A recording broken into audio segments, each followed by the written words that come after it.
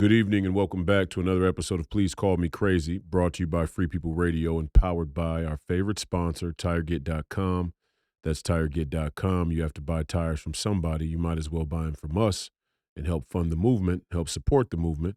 We believe in the freedom of movement, and that's exactly what the establishment wants to take from you now. I am your host, Royce White, here in the belly of the beast, Minneapolis, Minnesota, for episode 138. Today, we have another incredible family and friends guest episode.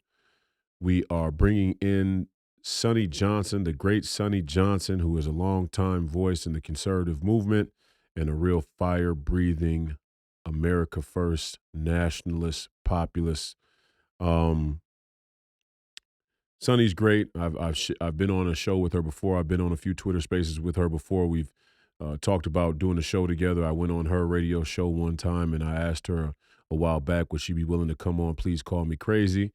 And since we're starting to kick up or ramp up our family and friends guest episodes, thought not a better time than to bring Sonnie Johnson on and have her share some of her insights about the movement, about the conservative movement, and about uh, Black America. How Black people in this presidential cycle ahead of us, but even historically speaking and in general, how Black people fit into the overall political climate and landscape here in our country, a country under siege, a country under fire. So we're happy to have Sonnie Johnson on. I hope you enjoyed the interview as much as I know I'm going to. Without further ado, the great Sonnie Johnson. Welcome, the great Sonnie Johnson, to Please Call Me Crazy. We're happy to have you. Long time coming for you to be on the show. We get a lot of requests for you to be on the show. And I got to say, to start, I have a lot of respect and admiration for any Black woman in today's political climate that's willing to step outside the mainstream narrative in any way that they choose to, because I know the political pressures is often so heavy. I've certainly experienced it myself, but I think maybe even more so for Black women. A lot of friends of mine are conservative Black women, say they don't really feel comfortable talking about politics or their politics in public. Obviously, some names of note. Shamika Michelle's one. She talks publicly. My good friend Christina Caramo there in Michigan took the Michigan GOP, which was a landmark for the movement. But you maybe been involved in conservative politics longer than both of them. And I'd like to hear your take today on where we are on a number of things. But first, because it's your first time on the show, I'd like to get a little bit of your backstory, if that's okay, where you grew up, where you went to school, and feel free to stop whenever you want. So again, thanks for being on the show today. And let's do some of the Sonnie Johnson backstory for the audience. Born and raised in Richmond, Virginia. Uh, had had kind of an upbringing where I was kind of living in the projects and the country. So I would kind of go from not having any plumbing to, you know what I'm saying, living, seeing more than children should see at a young age. So I was well versed kind of in both scenarios and spaces. Graduated high school at 16, went straight to the streets, ran the streets, did all of the bad stuff, didn't go to college. So that's that.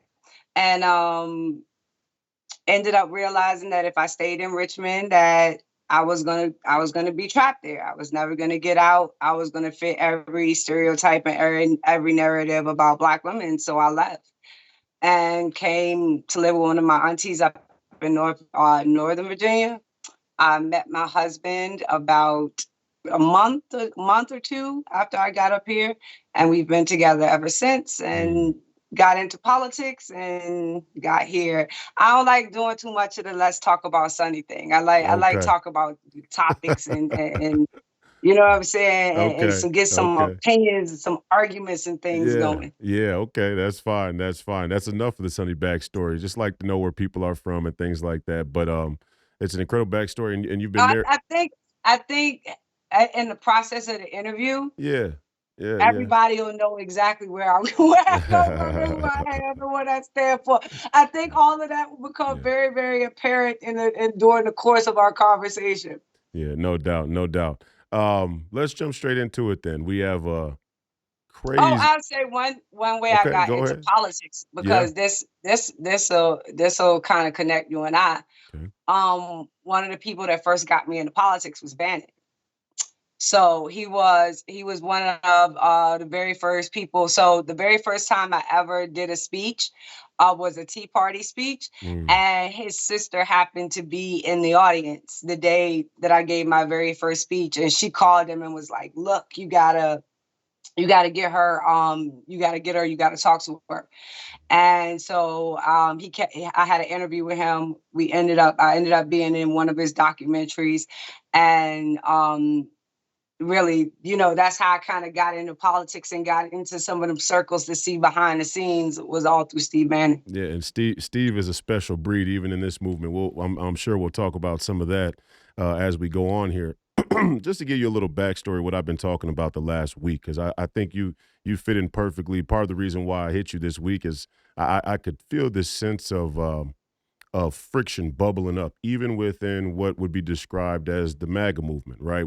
Our movement, right? The this sort of new brand of populist, nationalist conservatism, and I can feel this friction bubbling up within the movement. I mean, there's a real splinter that's starting to happen within the movement. Now, some people would look at that and say, "Oh, well, we got to stick together and unite. We can't let the enemy divide us." And my whole thing is, we should definitely unite, but let's unite under the right auspices. Let's unite under the right idea. Let's set our ideas first.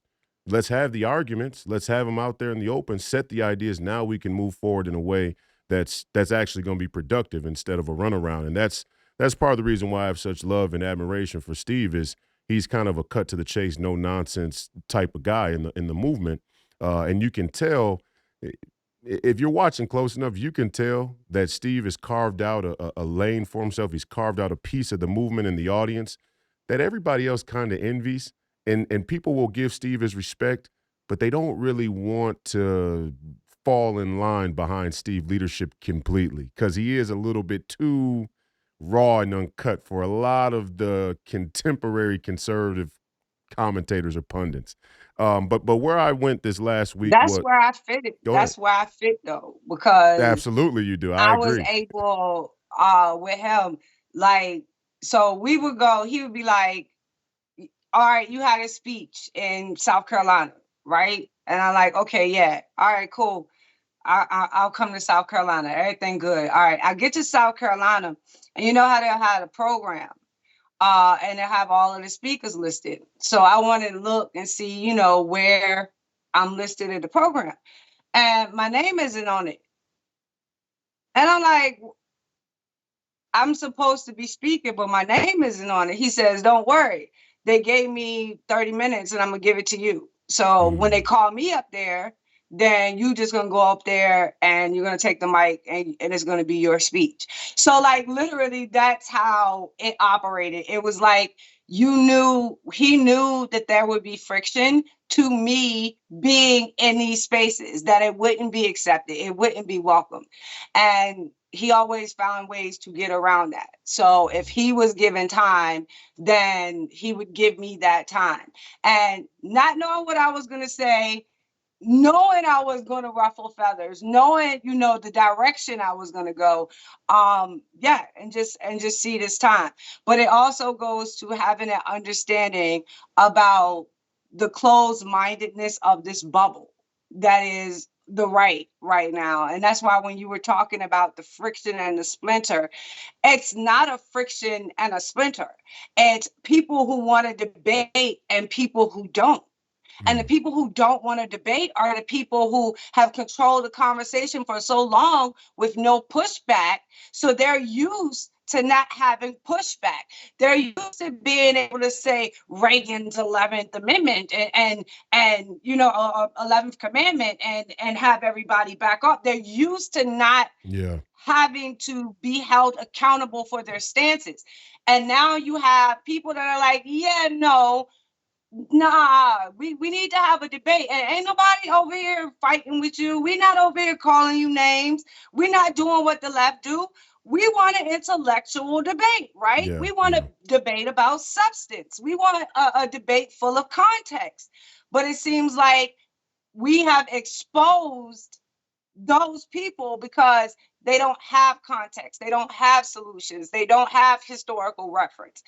All they have is a pattern of being used to having power and not having to defend it. And now they're being put into a spot where they have to defend it. And I think it's lovely. Yeah, no, and so this started about a week back, and I don't want to go into the George Floyd thing too much because I spent 2 episodes now ranting about it. But I think I'm starting to move some people over to a more reasonable position on the situation. And my whole point from if you know anything about my story, this latest chapter, me being in the public square or on the scene, came from these George Floyd protests that broke out right here in my hometown. I was born and raised in Minneapolis. I know the back streets like the back of my hands. I stay off the freeways. I'm a back street guy. I'll just say that. I take the back streets. But it was obviously a pivotal moment in American history for a number of reasons. And obviously the left wanted to use it for the way the left often uses any crisis or any confrontational type of situation in today's culture. And I had the privilege, I really consider it a privilege to be able to go out and organize and lead these protests and try and shift people's focus away from, well, let's go to the police precinct. No, let's go to the Federal Reserve. While you're all here, okay, if we're going to talk about a guilty system and how the system has guilt and where we should assess it and who's culpable, I'd like to bring you all 2 blocks down from the police precinct, who are a bunch of hired guns for a corrupt corporate community, really.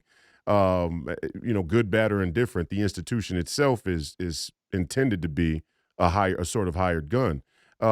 Let's bring you 2 blocks down to the Federal Reserve, where the most corrupt thing in human civilization is taking place, and you don't even know the building exists. I mean, it's hiding right in plain sight. In my point in talking about Derek Chauvin in the last couple of weeks was to say, I think from my time in the conservative movement, but even in my time before, when I was, what you could say independent or my own lone wolf out there fighting against the NBA and the politics of the woke corporate community, before it was cool in the conservative movement, let's mind you. I mean, this was 2012. There was little rumblings of fighting against the wokeness and the corporations, or let's say the the incoherence in the corporate world's narratives. I was fighting that early on by myself, mind you, and there weren't no conservatives showing up to say, "Hey, the NBA is full of shit." Then, now they are. They never do. But if you want to do like the history of Sonnie a little bit, Okay, go because ahead. it's relevant to this conversation, Yes. I'll add it. So, when I started in politics, right? So, this is me young, not knowing anything, very honest, didn't know the difference between a Republican and a Democrat, didn't understand what a progressive and a conservative, like the terminology, all of it was new and fresh. And, I didn't understand most of it, right? So I had to go through a learning process. That was kind of around Trayvon Martin, Mm. right? So at that time, I was looking at conservatives and Republicans like what the fuck is wrong with them? Mm. Like, okay, so maybe this is like a cultural thing, because if somebody follows me home, I'm gonna be looking about how to defend my fucking self. I'm not gonna be, all this shit that conservatives and Republicans talking.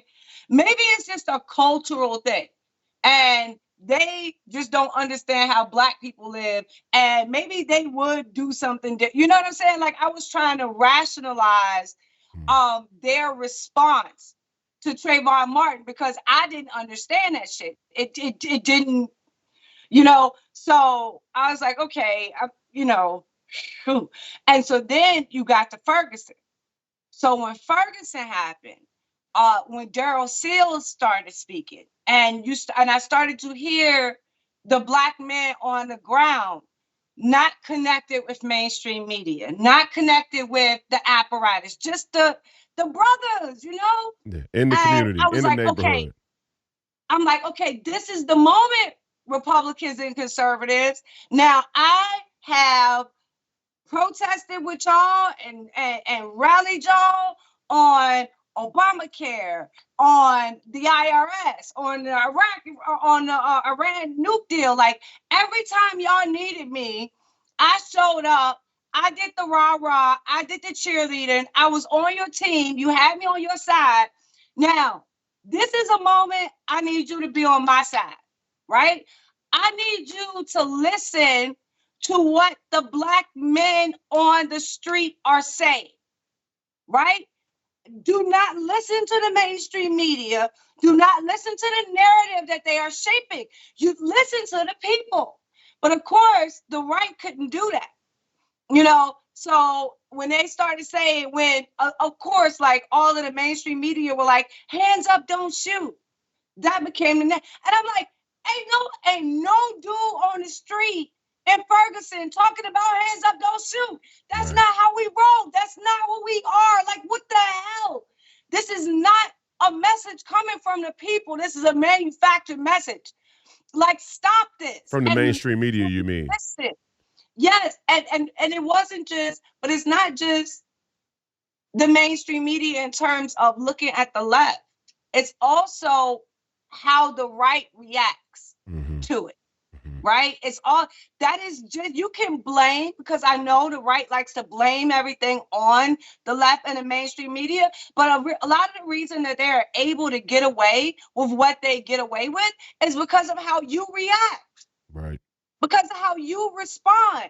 When your response is vulgar, stupid, intellectually lazy, or whataboutism with no real substance, that is how they get away with what they are doing, because you don't come back at them. You don't attack them and make them have to stand on principle and actually have to be accountable for what they've done.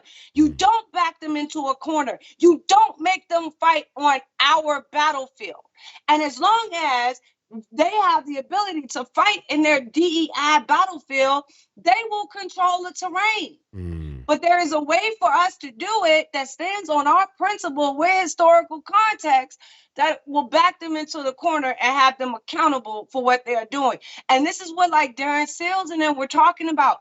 Like they were like, we don't need the feds to come in. We don't need the outsiders to come in.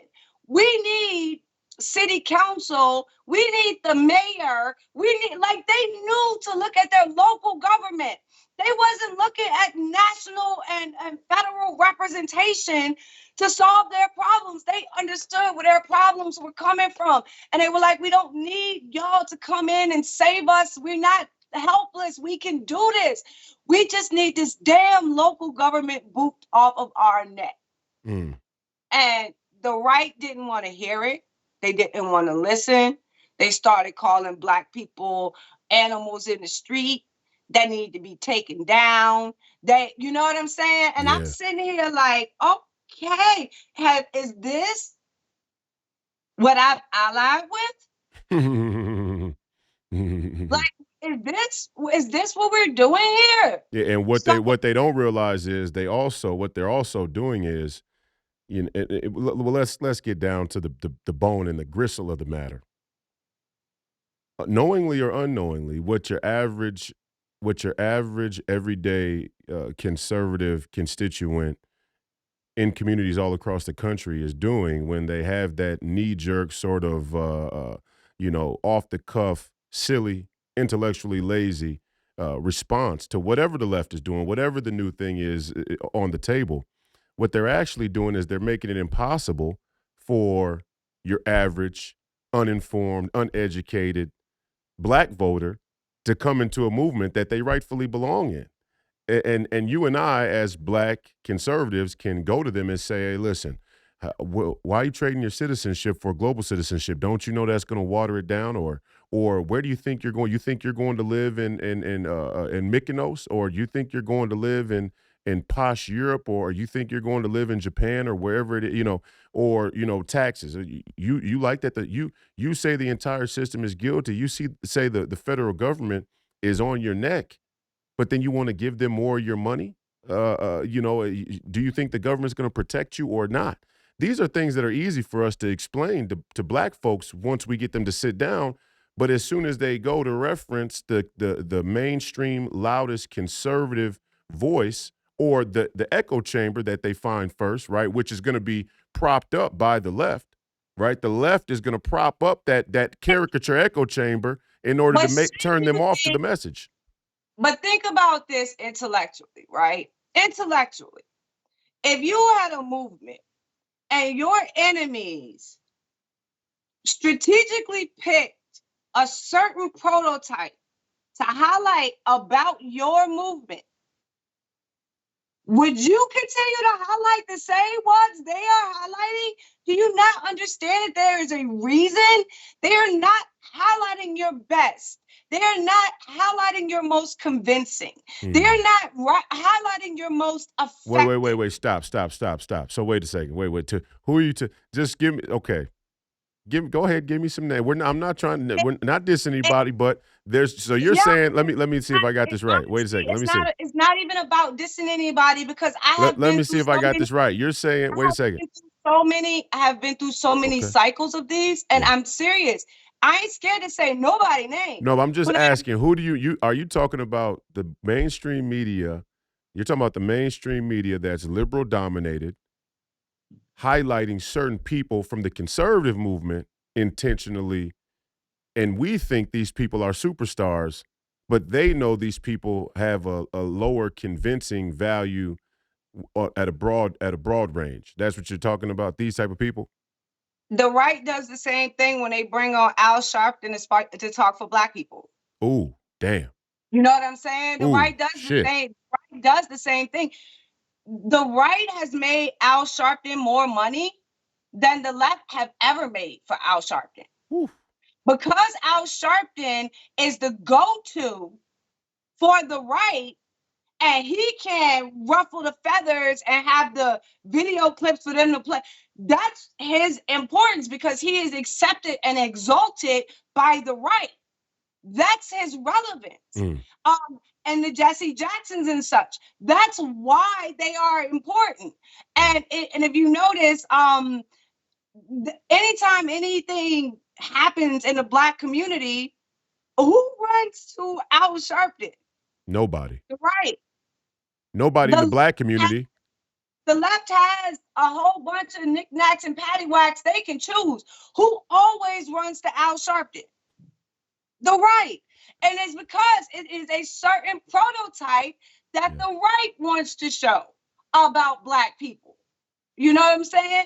And so these are bad Black people, and then their Black faces are the good Black people. You know what I'm saying? So both sides and do mind it. you, Is innocent. And mind you, a lot of their blackface, and we hate to do the thing with race, and this is what I've been saying this since I first started coming on the show with Jason Whitlock, and he, his whole thing was racial idolatry, and we want to get away from race, but then he talks about race every single week. I don't want to get away from race. Why would I want to get away from? All right, do this. Why would we? Why can't we talk about race? They're using it. We need to talk about it and sort it out. Tell the history of America without race. Can't do it. You cannot do it. So why were we putting ourselves in a spot to deny? Like, this is what the right said that they are against. The right says that they are against the erasure of history. Yep. They are against the forgetting of our legacy, our trip together, our interactions throughout the decades. We have to remember those things because those are the things that made us the country that we are. Why is it that way on every subject but Black history? And you come to me and you say, well, Black history should be American history. I'm waiting on you to make it American history. I'm waiting for you to make it American history. Because the minute you make it American history, you will realize and have to admit that you cannot tell the story of America without talking about race. And if you want to get patriotic with it, let's go back to the founding fathers. Did the founding fathers believe in the concept of race? I don't care whether it's positive or negative. That's not the question. Did they believe in the concept itself? Yes. So when we want to return to founding principles, does that not include the concept of race being something that is forward in the conversation? The founders thought so. So which one of us is being more patriotic when we see clearly with our eyes and are able to discern with our intelligence and have real, truthful, honest conversations about race? And here's the rub. The white conservatives and Republicans, they don't like talking about race because the left always calls them racist. So Right. let me soothe you. Let me soothe you. My ego will not allow me to call you racist. So you will never have to worry about that, right? Mm. I don't think in no way, shape, form, or fashion in any world are you superior to me.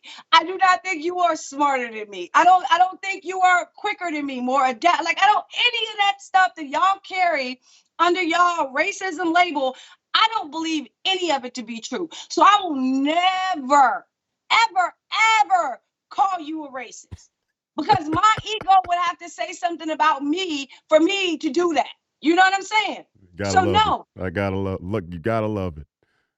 let's take that off the table. Now, with that being taken off the table, and you're not worried about me calling you racist because you can never be when it comes to me, right? So now that we're at that spot, can we have a conversation where race is included in the context, even if it's not the overall basis for the conversation? Mm. So if I want to talk about socialism, I can talk about socialism in America under the context of Black America. So race is, yes, a part of the conversation, but the overall arcing conversation is socialism and Marxism and its integration into the American population. You good for the conversation, Come on. but you don't like the That's context because basic it got though. Black people But in it. that's so. But you know, and what you're saying is so relevant because you can see the greatest psyop done. Let's start from this basis. And I go all the way back to democracy. I remember when we were on, I came on your radio show and I talked about the four heresies of the West. And, you know, I talked about it before, and people are kind of like, well, what do you mean about that? I'm like, you guys don't realize these fundamental ideas in Western culture that have laid the groundwork, the foundation for where we are today. Not to say that they're all bad, but the, the, the basis of what we're dealing with today comes from these ideas. You got secularism, which is, you know, gave birth to the scientific method. Oh, science is going to solve our issues. Then it was democracy. Oh, a majority vote will solve our issues. And then it was computers, computer technology. Oh, well, you know, humans have a bandwidth problem. So computer chips and technology is going to solve our issues. Now they've gone over the hill and artificial intelligence is going to solve our issues. I mean, they're already saying it right out in the open. My point is, if you take that lineage and you say democracy or the Democrats or liberalism, which was a post-European intellectual idea, always had a sort of impulse to bring us to the point we are today and undermining what is American. You could say that America's foundational values, flawed as they were an attempt to break from that European intellectual culture, right? It is, you know, we're American, we're sovereign, we're citizens, we're not under a monarchy or we're not under a corrupt church that's working with the monarchy or however you want to play it. Our founding fathers, flawed as they were when it comes to their concept of race, their basic ideas were evolving from where they had previously come from. So Americanism, American citizenship, and the idea of America was juxtaposed to those European ideas. You can't even say that because people start from the place of, a lot of people start from the place of, if you're criticizing European culture, if you're criticizing European intelligentsia or academia, you're just trying to criticize white people. And I'm like, no, I'm.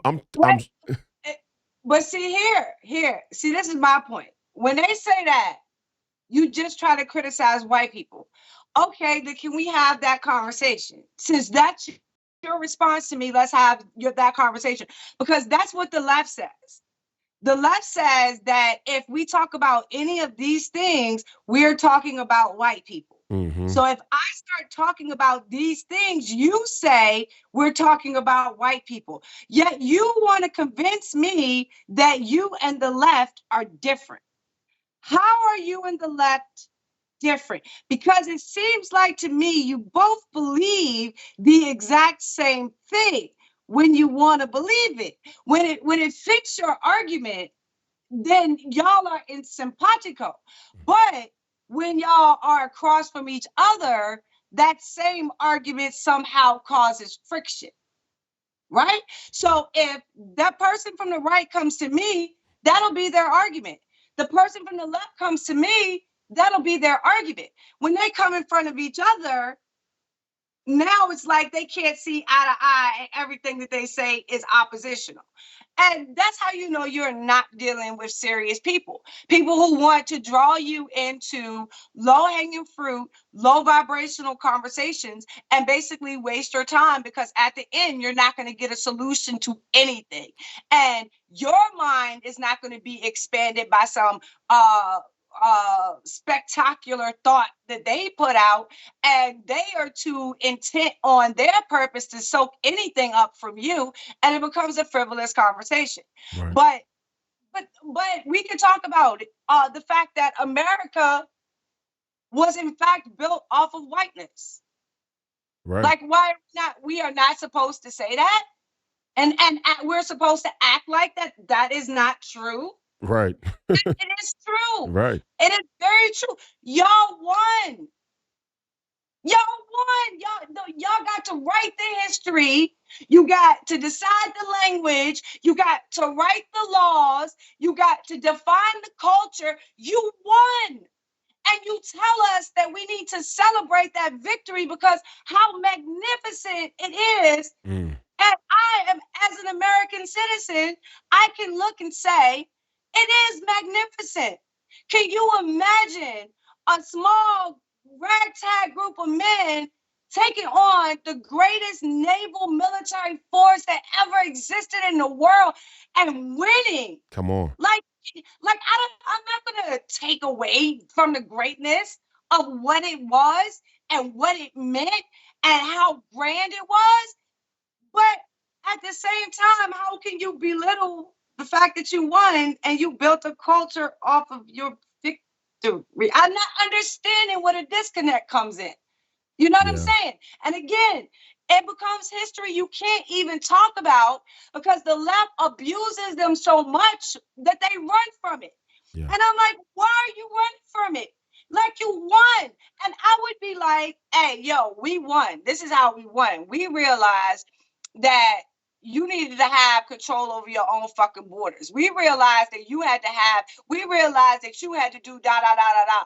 So maybe we need to go back to realizing that foundational shit right about now, because we didn't got far away from it.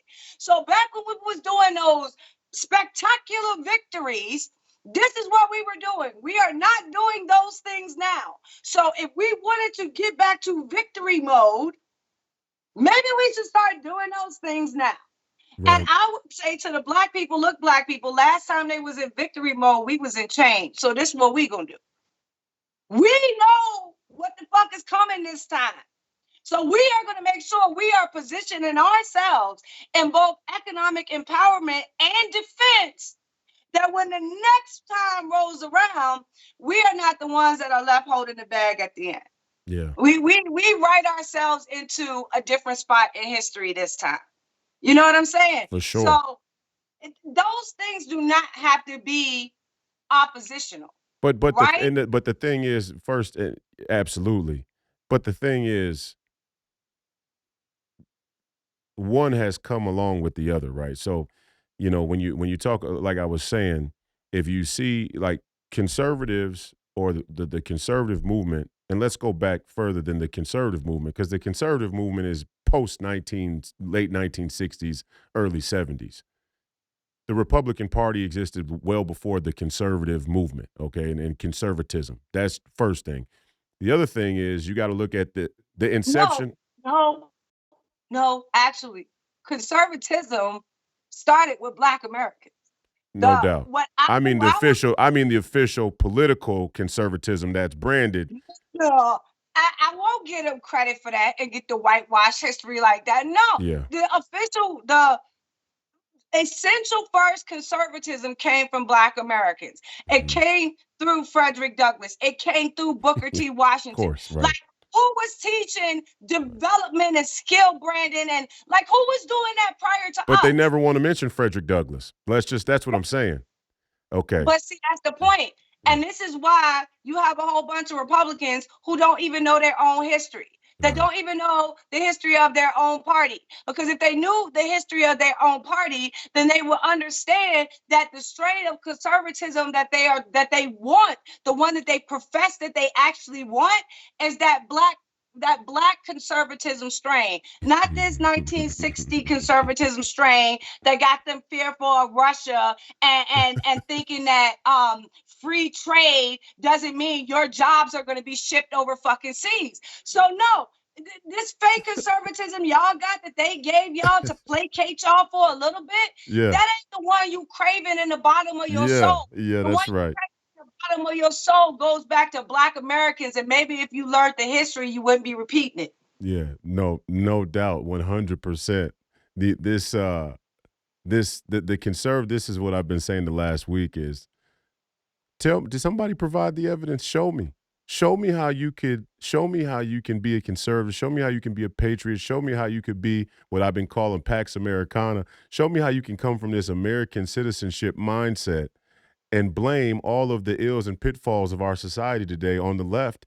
The whole point of American citizenship was when the ship went wrong, you were supposed to stand up, stick a flag in the ground and say, you're not crossing this line or that line or those lines. So imagine if they had did that through Jim Crow and they never would have needed the Civil Rights Bill because they handled that shit where they were supposed to handle it at the state level. Right.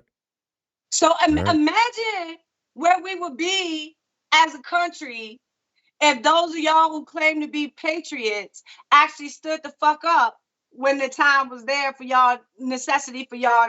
When y'all saw y'all Constitution being bastardized, was that not enough to make you stand up? Oh, because it was happening to your Black brothers and sisters, it didn't rough your feathers enough, right? So now you see that it's happening to you and you getting that January 6th treatment. And now all of a sudden you can't believe that your government went ever. Like, get the fuck out of here, right? If you would have at any point during hold on. What they getting in the they getting that January 6th treatment. and that's the treatment we've been feeling, huh? We've been feeling that. We've been feeling that. See, but the thing, and we got to start from this place, though. I'm not even going to give people that they're really defending the Constitution genuinely. I know there are people out there that believe in the Constitution, and there are people out there who would make a claim that their involvement in the movement and their patriotism is rooted in their belief of the Constitution. I know those people exist. I see them online. The question is, when push comes to shove, we always get to a line. Like, let's use Governor Abbott, for example.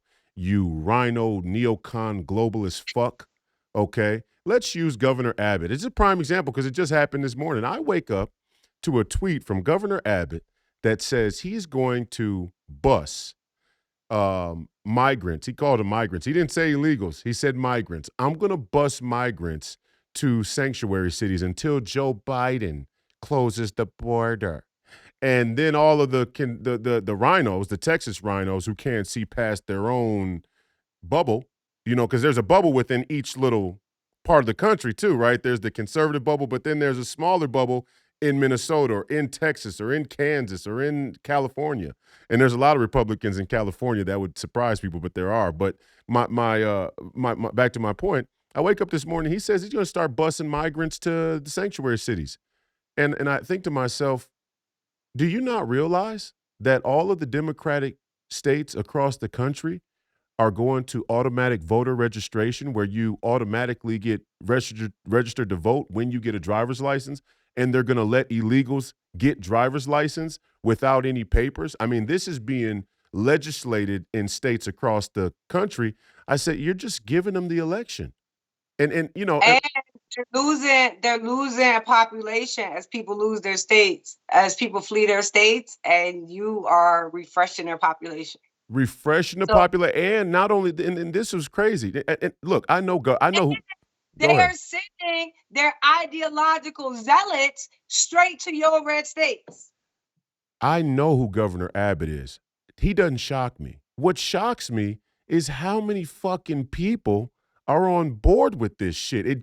It really starts to show you that the best of what we have, right, are so far from the Steve Bannons that it had to be intentional, that there's been a systematic undermining of common sense about citizenship and these broad political ideas at a very intentional level on both sides of the spectrum. Let's not say the aisle, because we know the aisle is here with the uniparty, but let's say the spectrum. On both sides of the spectrum, people have been dumbed down. It's a very simple concept. State governors have to stand the fuck up to the federal government. That's the reality. And whether it's Governor Abbott or it's or whoever, whether you're Democrat or Republican, at the moment where the state becomes bastardized by the federal government and you say it's the federal government's responsibility to secure the border, so we're not going to pay for it. You're a radical materialist. You're a Marxist.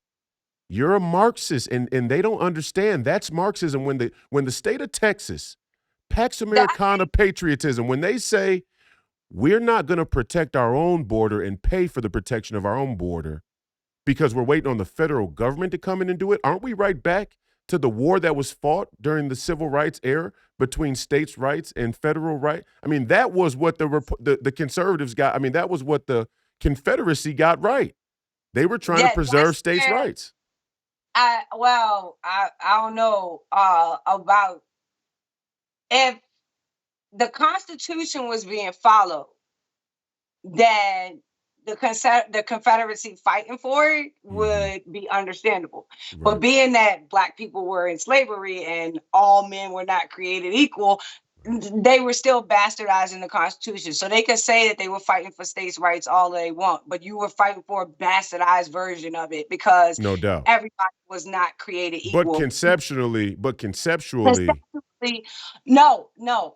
Because this is something, again, that we have to be very, very honest about on the right, especially as Black people. Mm-hmm. And I want to be a states' rights advocate, right? I want to be a proponent of the 10th Amendment.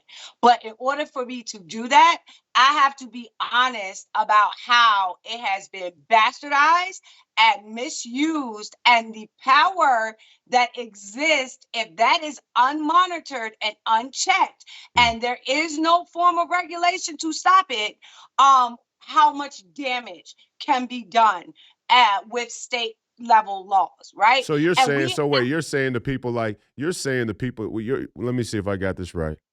You're saying that the people, and I agree with you, and I see the danger over the hill. Don't get me wrong. You're saying, well, I'll say two things. One is I know exactly what you're saying. You're saying that in response to whatever both sides have an agenda, and in response, they're going to point out the other side's pitfalls to justify their own taking the wheel, right? Taking the lever of power. And then once they get it, they're going to play their own little sadistic game with the power. I get that. Don't get me wrong. But however, I will say this.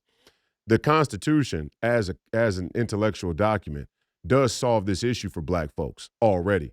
There is no combination of circumstances where the right, who wasn't even formally the party of racism, but let's say if you want to say that there's some danger about states' rights turning in on Black folks, the Constitution already solves this problem.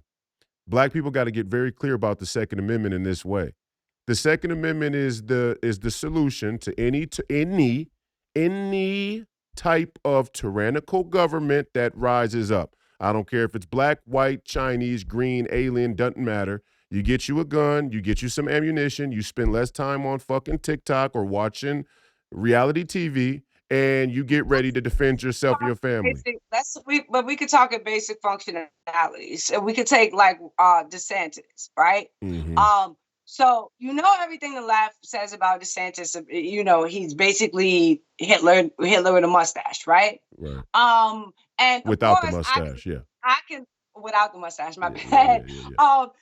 I can look at him and I can be like, okay, the left is completely unhinged because they want the state of Florida. And they realize that it's kind of out of their grip and they're probably not going to get it anytime soon as a swing state again, right? So we can acknowledge both of those things to be true and that the left is batshit crazy, right? But when it comes to the curriculum and that the brouhaha they had about that one little piece within the curriculum about slavery being like a benefit. If I can come to you and say, Governor, this one piece, can we do something about this one piece and not have you respond to me, oh, you're just crazy like the left. And I'm not going to listen to you because I'm anti-woke and da, da, da, da, da. Wait. I'm not the left. I'm not crazy. I'm not doing what the left does. You can write me completely off as being woke because I intellectually tell you this one thing needs to be discussed and talked about. How does that work? So that's just a microcosm. And I'm not even saying it specifically though as a Black person, I have the evidence of how it has been used against us. I'm talking about as an American citizen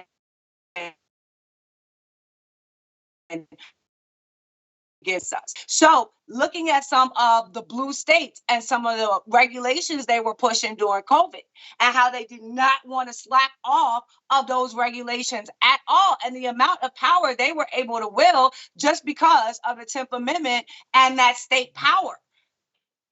Do we want to have some kind of ability to be able to check them at that level, even if we're looking at Democrats federally, right? I wish that we never had to look at that as something we would expect to happen in our future. But again, knowing Black history, seeing what happened through COVID, I'm going to stay on the side of caution and say that while we are advocates of the 10th Amendment, we do understand historical context and how it can be abused.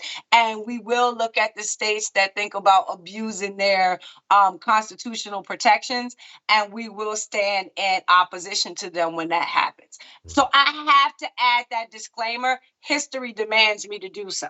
Right. No, and I agree with you completely. And, I don't like any of these conservatives look, if you're a conservative out there, if you're a Black conservative out there and you start from a place of, well, we don't need to talk about racism.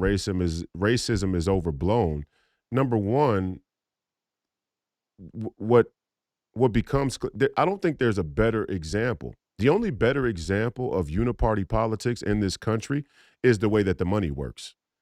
The two best examples of uniparty, sort of this, this neoliberal, neocon world order collaboration is one, the way the money works, and two, the way that they feel or try and, divert the conversation when it comes to race.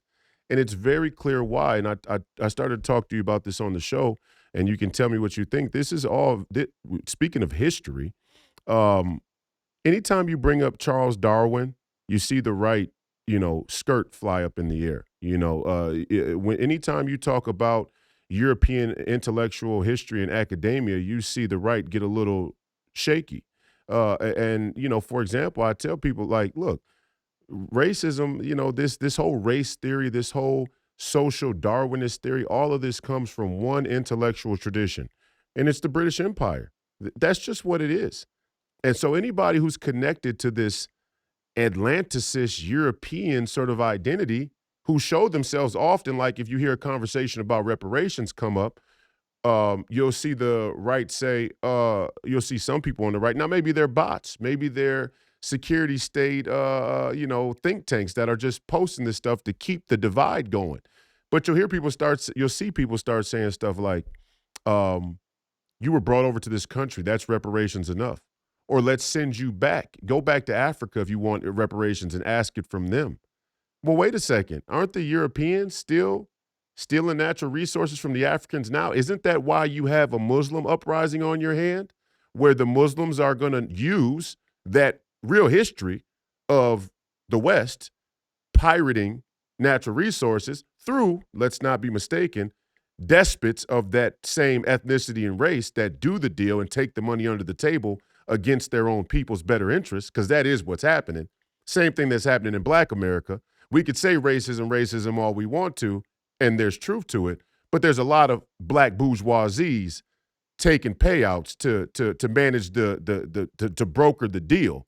And then So I don't want to hear no, oh, well, they've been put in a position to, I don't want to hear the LeBron James has to exist in the system that he has to exist, blah, blah, blah. You know, if you read a Malcolm X book and you come out of it thinking, you know what, I'm going to sit here and broker the deal because it's better than having nobody, then you're a racist. I mean, you're actually culpable in the racism then, right? But my point is, go ahead. I don't Go ahead. participate in the racism conversation. Yeah. I participate in systemic racism, not conversation. And that is understanding what government has done through legislation, taxation, and regulation to disenfranchise Black America. And the majority of all systemic racism does not come from the federal level. It comes from the state and the local level. And if we have an understanding of that, and we have a consistent message of preaching that, so I don't care how many First Step Acts you pass, the vast majority of felons are felons at state, local level. They're not felons at the federal level. So you are not fixing the overall vast problem by just working at levels at the federal level. So Oklahoma is a perfect example of this. They did a big criminal justice reform program there, which has been very, very successful in terms of not only bringing down the crime rate, but also the recidivism rate. So there are legitimate ways to look at how we are doing this and how we are handling the certain situations in our country, how they have been handled, and how we can maybe look at handling them differently. So let's go with bail reform law, right? So everybody on the right gets their panties in a bunch over bail reform laws. And I'd like to ask, why do you think that they are able to pass bail reform laws? Are you thinking that the majority of these people are just voting for it and supporting it because they hate justice and liberty? And no, they're doing it because you have an ineffective bureaucracy that is leaving people in pre-detention centers for months because they are unable to pay some very low bills. And in that time period of leaving them there, they are separated from their job. They're already living paycheck. You are making their situation detrimentally worse. Yes. Right? And the right would act like they could not understand, well, you shouldn't have did the crime. And I'm like, they are not convicted. These are pre-trial detention centers. Yeah, but they start from the place where they start the wait. Hold on, wait. This goes back to the George Floyd thing. Get to the January 6th treatment. This goes back. Understand them pre-detention trial centers. This goes back to the George Floyd thing. They start from the place where if you've ever done a crime before, number one, you're already considered guilty the next time around before a trial, right? So they're throwing out habeas corpus and innocent until proven guilty if you've ever done a crime, which is a bastardization of misread of the Constitution and the legal system from the start. But they also start with how our initial founders, how did they handle the British after the war was over? Right. How did they handle the British? How did they handle their worst enemies? The ones that wiped out their face. How did they handle them? So again, don't come to me talking about you a patriot who wants to go back to founding principles. And this is the way you talk about how the justice system should function. Get the fuck out of here. And nothing about you is close to founding principles. You wouldn't know a founding principle if it slapped you across your damn face. So you think a huge chunk, you think some sizable chunk of the right-winger conservative movement has their founding principles mixed up, greatly mixed up. You cannot tell me You are for the founding principles while you running around talking about some submit and obey and law and order. Get the fuck out of here. There's nothing about you that is remotely close to a founding principle. They say to me, they say, for example, it's like you're watching with the crime with the, and don't get me wrong. Let's be clear about it. I come from a real neighborhood. Okay, I know people who were involved in crime. I know people who did crime. I know people who still may, in fact, be doing some crimes. It's a part of life.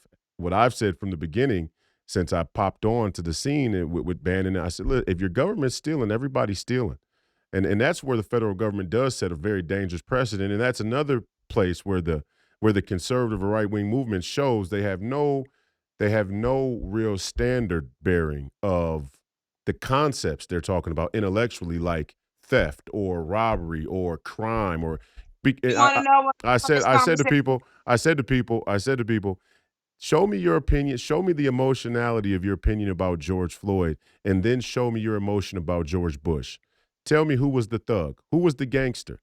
I mean, you're talking about a guy who was high, doped up. George Floyd was obviously dealing with drug issues. I know a lot of people who are black, white, and otherwise.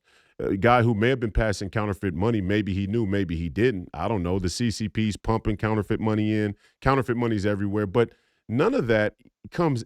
I mean, it's not even a fraction of the real crime that we should be taking a stand against with how the phony money's being printed from the Fed and they're taxing you for it, or the war crimes or the money or the resources we're stealing from other countries in the name of what? Technology? Progress? You got to realize all these conservatives who say they hate the progressives have allowed neocons to go march around the world, steal other people's shit, and use our military and our national security to justify it in the interest of progress, right? They say it too. They just say it very quiet so none of their Very differently now. none of their constituents can hear it. But go ahead. You were going to say.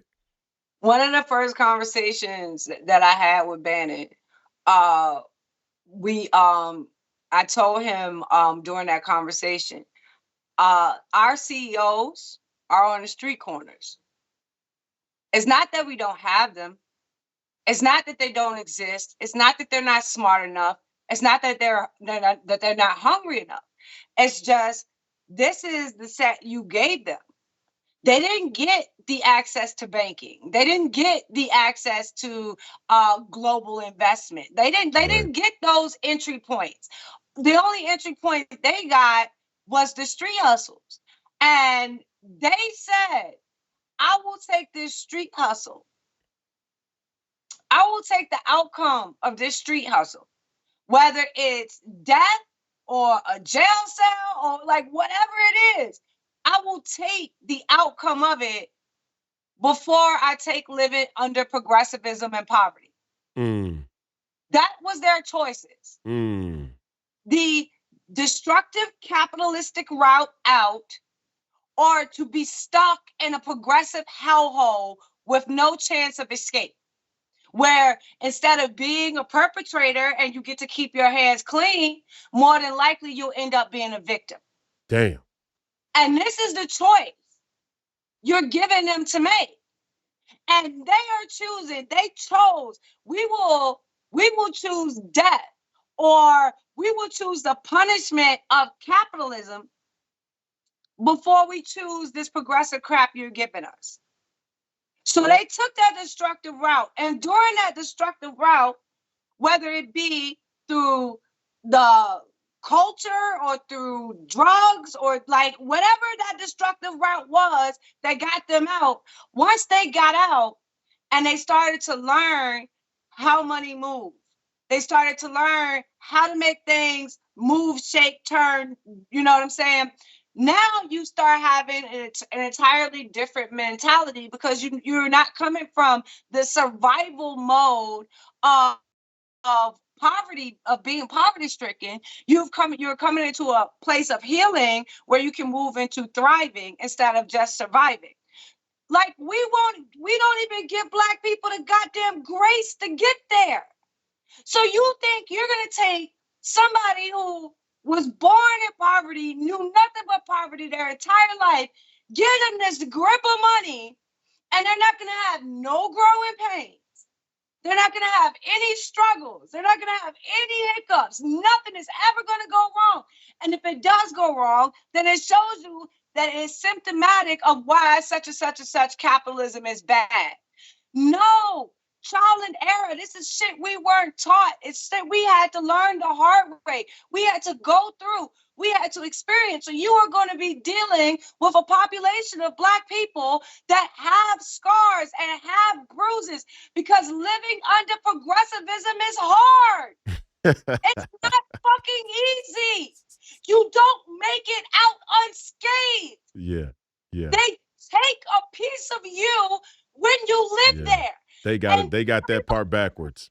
Everybody on the right will tell me that they understand that about progressivism. They will tell me that they get how detrimental and how harsh it is.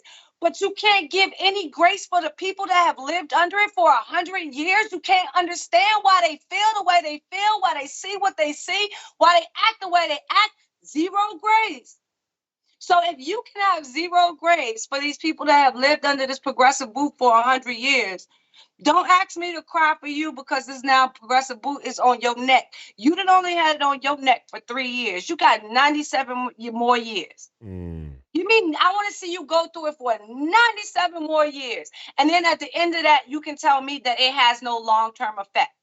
But in the meantime, in between time, what you damn sure ain't gonna do is tell me that Black people that have lived under this progressivism for 100 years have not suffered any long-term effect from being under that ideology, because that is a goddamn lie. And I will fight back systemic racism that came under that progressive model. Every fiber of my being, because it is real, it is death, poverty, and destruction. And until it is removed out of Black America, we cannot flourish and thrive. So that is my life work, to make sure it is uprooted and disposed of. And we are given fertile soil to allow Black America to do what we do best: build, grow, and flourish. Damn. Amen. Oh man, that was on a different level.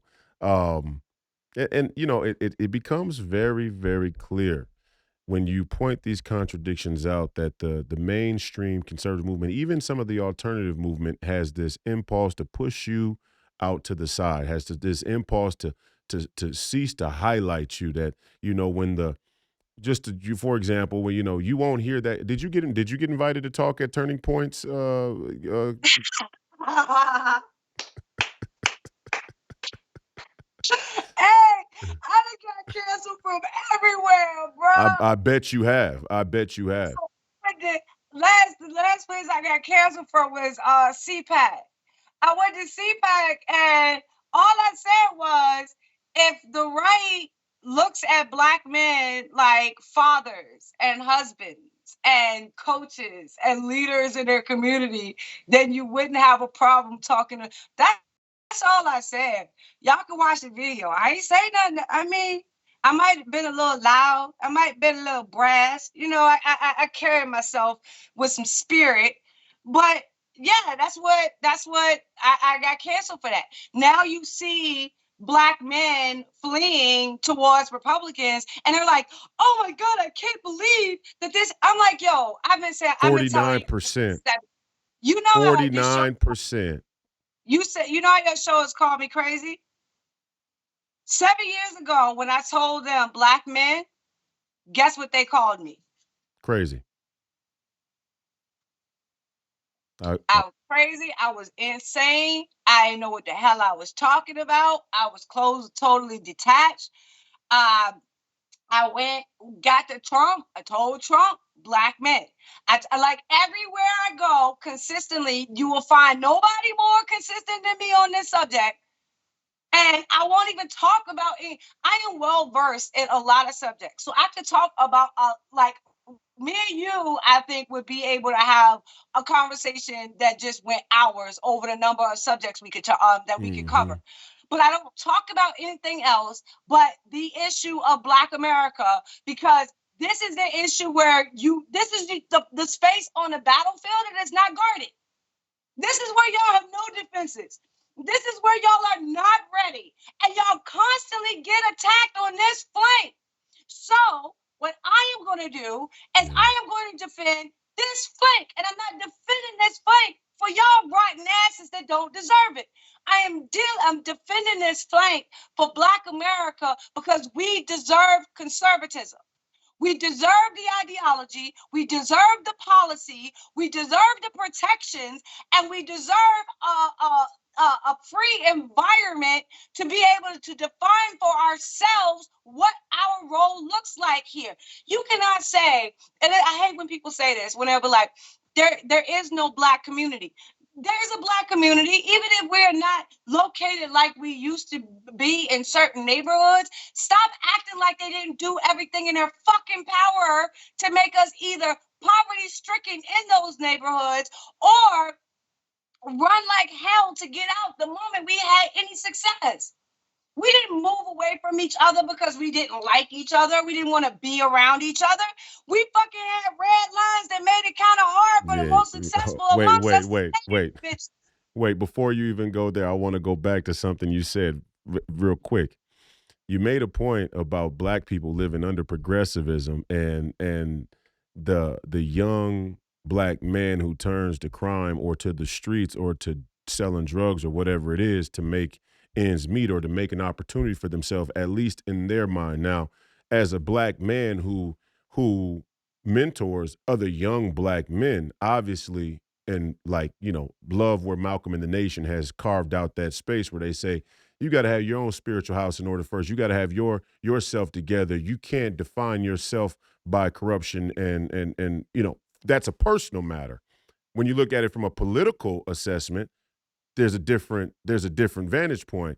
And I think it's such a relevant statement to make now that we're talking about politics in such a historical sense, whether it be now in Marxism or communism or where it came from or blah, blah, blah, blah, blah, the Democrat Party and who was in charge of the KKK and all of that. Okay, cool. That's great. Let's go back to the root of the thing. Let's go back to the inception. Our founding fathers, the European settlers, the people who organized the United States of America or America as a constitutional republic, those people that did that are the young Black criminals of the street today. And you may not understand it that way. It's because your concept of history is a little perverted. But those men left Europe, came to a new land, and they were willing to betray their beliefs or values about morals and ethics, or in some cases, faith and religion, the eternal, in order to build something. Right. So I know they wrote a lot more eloquent. I know they dressed a little different. I know they had an entirely different concept of what they wanted to build. But your average Black man, and don't get me wrong, two things can be true at once. Some of those people that came over that were European settlers that wanted to build a nation were in it for the money. They were in it for the slavery. They were in it for the pussy. They were in it for whatever they were in it for that wasn't righteous. But there obviously were some that were righteous in what they were after. There are some young Black men. One second. There's some. They spoke the language of their time. They Yep. wrote in the language of their time. And Black men today speak in the language of our time. They write in the language of our time. If you want that language to sound differently, then maybe you want to fix the crappy ass schools that you keep sending them to. No, they don't want to fix the schools. They don't want to fix the schools. If you're not going to do that, and this becomes the language of the day, then that no longer is a requirement or a measurement of intellect. Right. Because the language and the dialect of the day has changed. You might be mad that is the case because you are in the upper 5% that still uses the Queen's English. You know what I'm saying? So you might feel a little bit detached because you are not in the majority. But this is one of the reasons why Trump is able to connect with normal people because he speaks the normal language. So Right. you can say that, or just taking it and trying to judge intellect off of dialect is why conservatives and Republicans are so fucking screwed when it comes to Black America. Because you can have a Black American repeating word for word, verbatim, everything you feel principally and ideologically, except we speaking it our way, and you can't make the connection. No, but And if I'm wait, Sonny, talking, wait a second. Wait a second. Wait a second.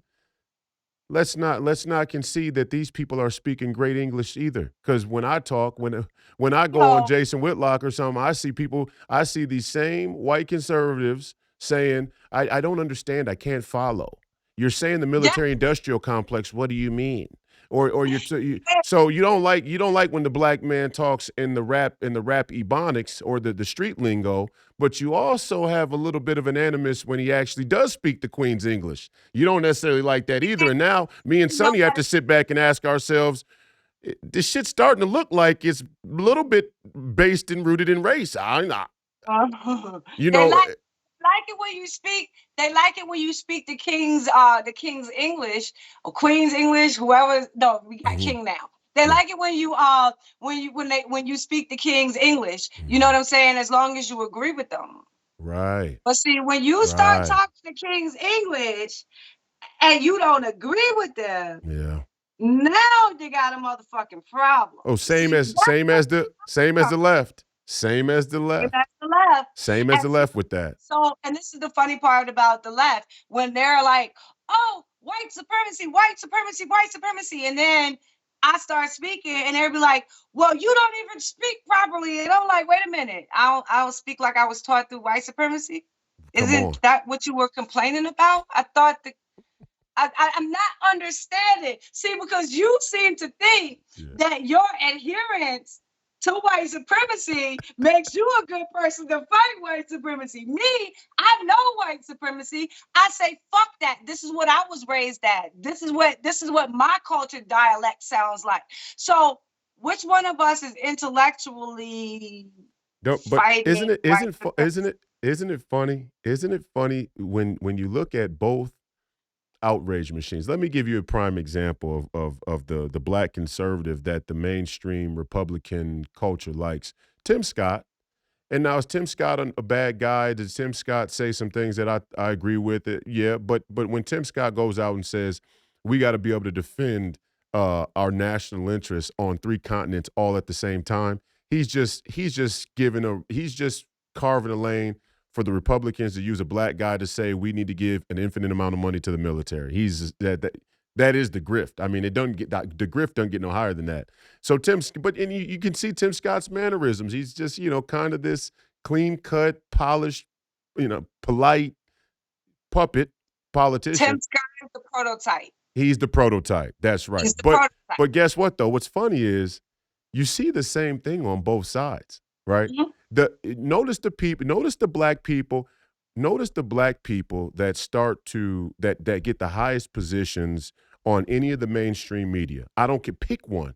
There isn't a street. And now don't get me wrong. The thing about the liberal machine that they do have working is they don't have to give black people, street black folks, a prime position on in the media because they also have their hands inside the underground culture of America as well. So they don't have to let I can't think of one right off the top of my head, but certain, more hip hop culture, let's say. Let's use that as an example. Like some of the big podcasts from the hip hop community, which are getting really big.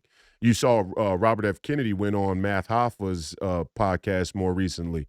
Mhm. But the Democrats and the liberal machine has their hands on that underground, so they don't feel the need to bring any of those people up to prime time. The primetime liberal media with black folks is all about a European Atlanticist educated um, prototype.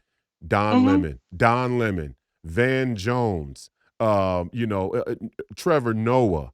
Or Trevor Noah ain't even, I mean, he's from South Africa. He ain't Yeah. even, yeah, Yeah. yeah, but all of them, right? Whoopi Goldberg, even, pick one. I mean, they're all Hey, Oprah. leave me alone. I I could disagree with Whoopi, but that's my Whoopi. Whoopi, my icon. That's my love. I'll fight you for her. What's your favorite Whoopi movie? What's your favorite Whoopi? What's your favorite Whoopi movie? Which one? What's your favorite Whoopi movie? Go ahead. I like Karina. Okay. I like Clara's Heart. I like Jumpin' Jack Flash. I like, you know what I'm saying? So I go back. You know, I stopped liking Whoopi around Ghost. So everybody starts liking her around that part. I stopped liking her around that part.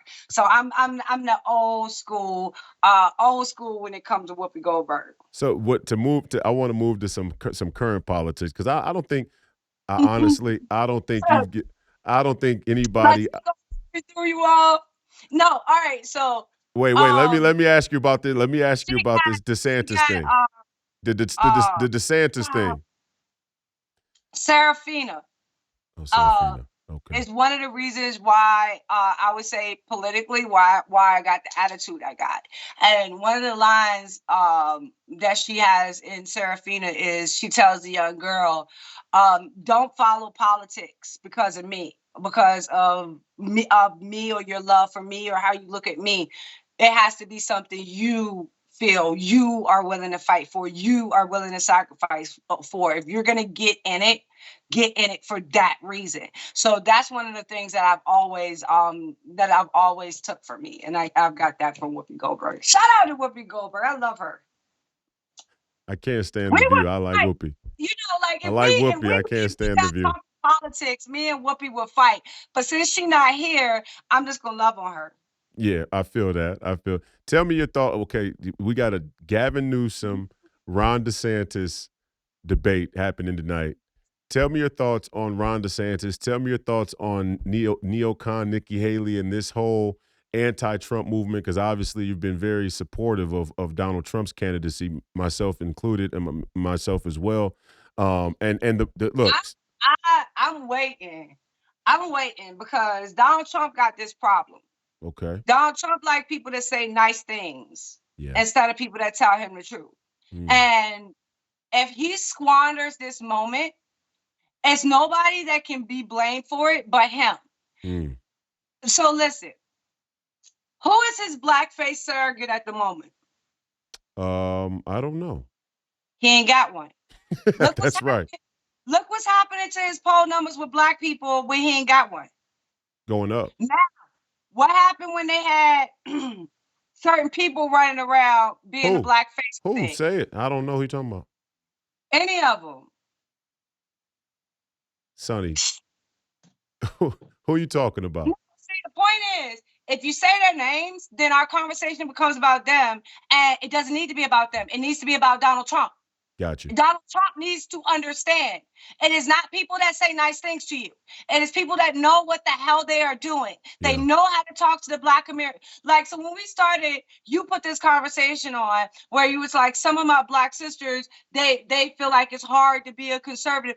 I don't get called to Uncle Tom. I don't get called to sell out. It is not hard for me to talk about my politics around Black people. I have no issue with it. I don't find Black spaces hostile. Like these things that you attribute to Black conservatism, I don't have to deal with those things. Yeah. Those things are not Black conservatism related. They are your Black face related. They are your Black talking points related. It is your prototype related. It is not conservatism. It is not the principle. Wait, Sonnie, hold on, wait. Yeah. Sonnie, wait 1 second. No, wait. Now, let's separate the thing out, okay?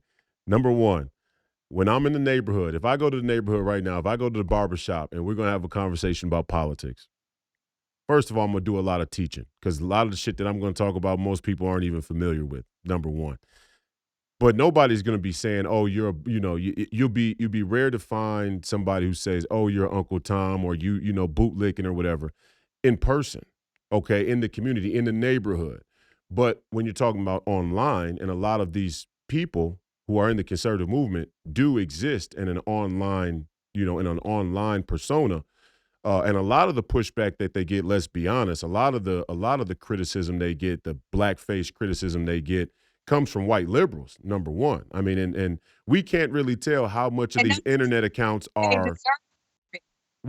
we can't tell how much of these internet accounts are black liberals and how much of these internet accounts are white liberals posing as black liberals to make you feel like. So my point is there's a difference between the internet and in person. I think in person, black people are much more open to having these real conversations, as the polls would suggest about Donald Trump and conservatism.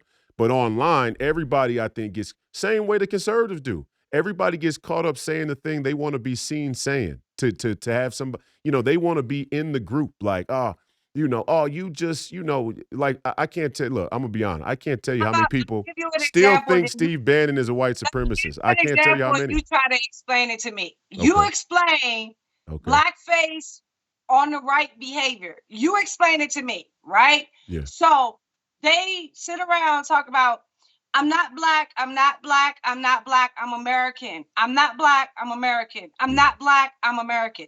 Joe Biden says if you don't vote for me, then you ain't black. Oh my God, I'm still black, Joe Biden, even though wait a minute. Wait. Didn't you just say you wasn't black? You was American. How did you turn? So you want to tell me that when the left and the LGBT people talk about how this shit is fluid, you want me to laugh at them and their fluidity, but it seems like you're awful fucking fluid over here about when you black and when you not black. So if I can look at them and think that they're crazy for their fluidity, can I not look at you and think that you're equally as crazy for your fluidity? Or am I supposed to give some special preference to you because what? Why? It sounds just as stupid to me. So you can explain that to me, right? How is it that 1 minute you're not black, you're an American, but when a Democrat says some shit to you, then all of a sudden you become black again? I don't understand how they make the leap. I don't understand the dance. I haven't been taught that move. Maybe that was after twerking 101 and I didn't attend that class. Not every black woman twerks. I just don't have it in me. But maybe that class was after twerk 101 and I just missed it.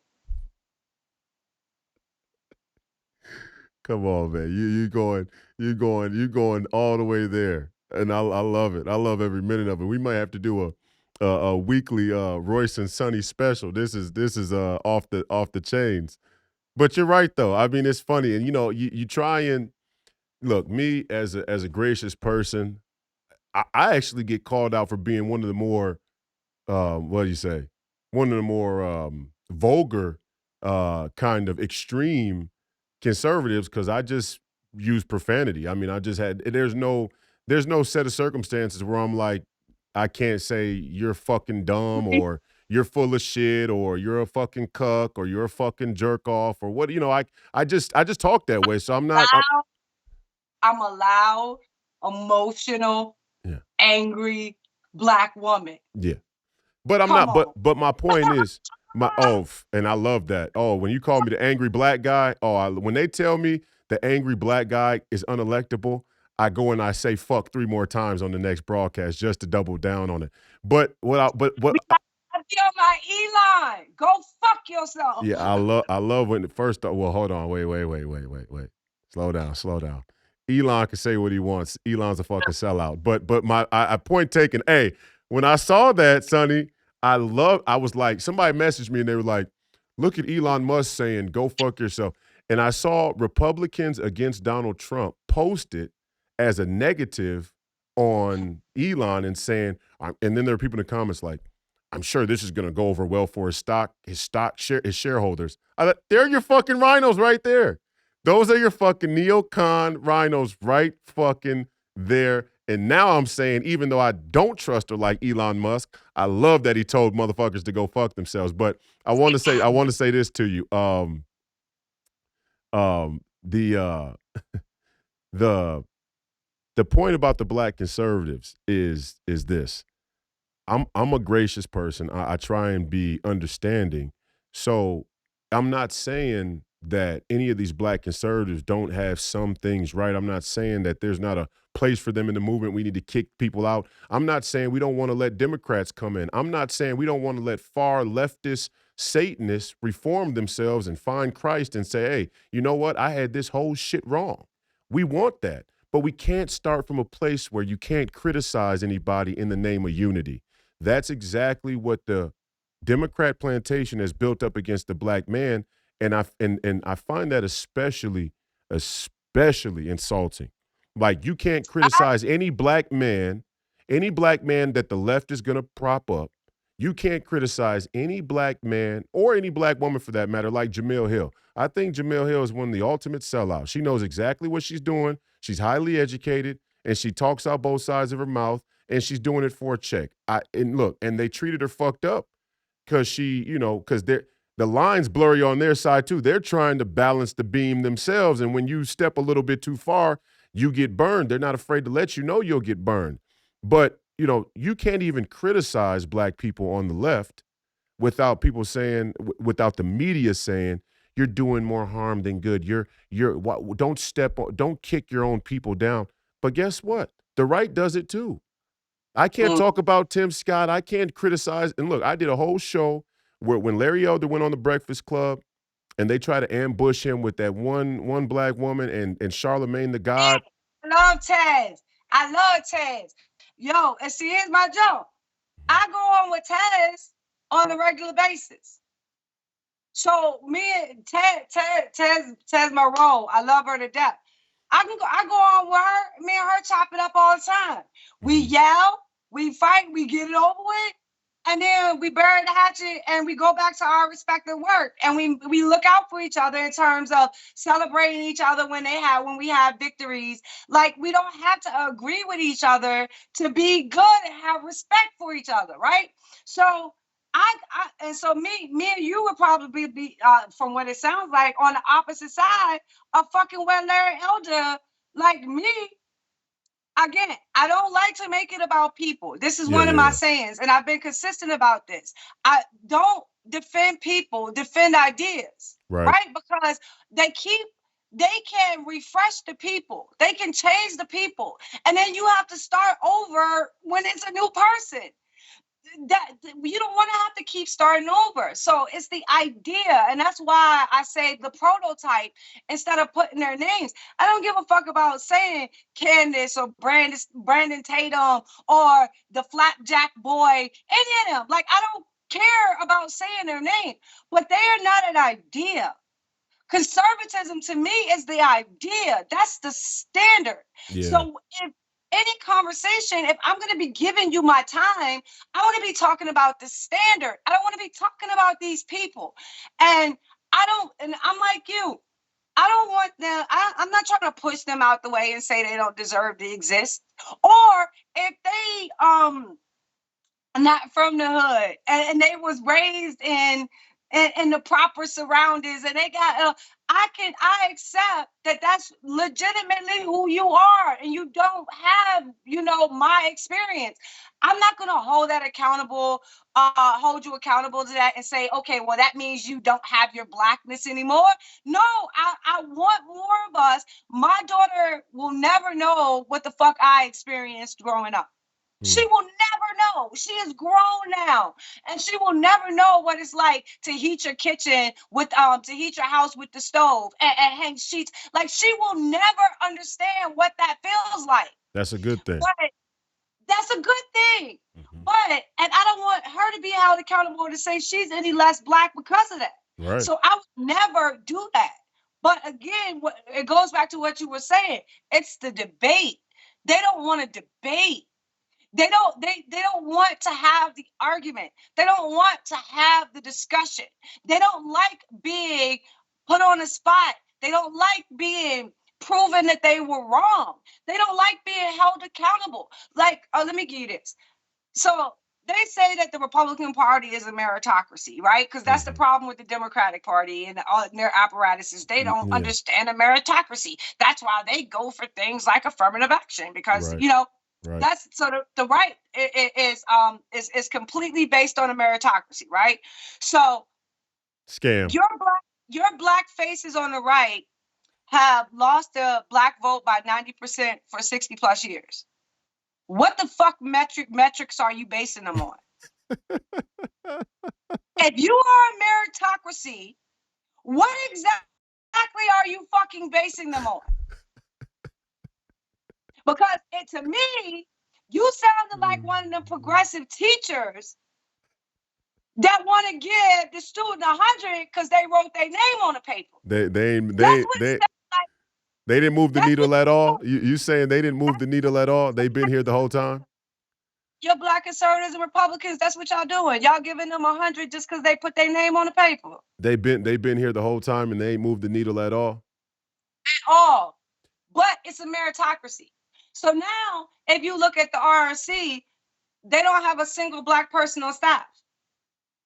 So wait a minute, let me get this straight.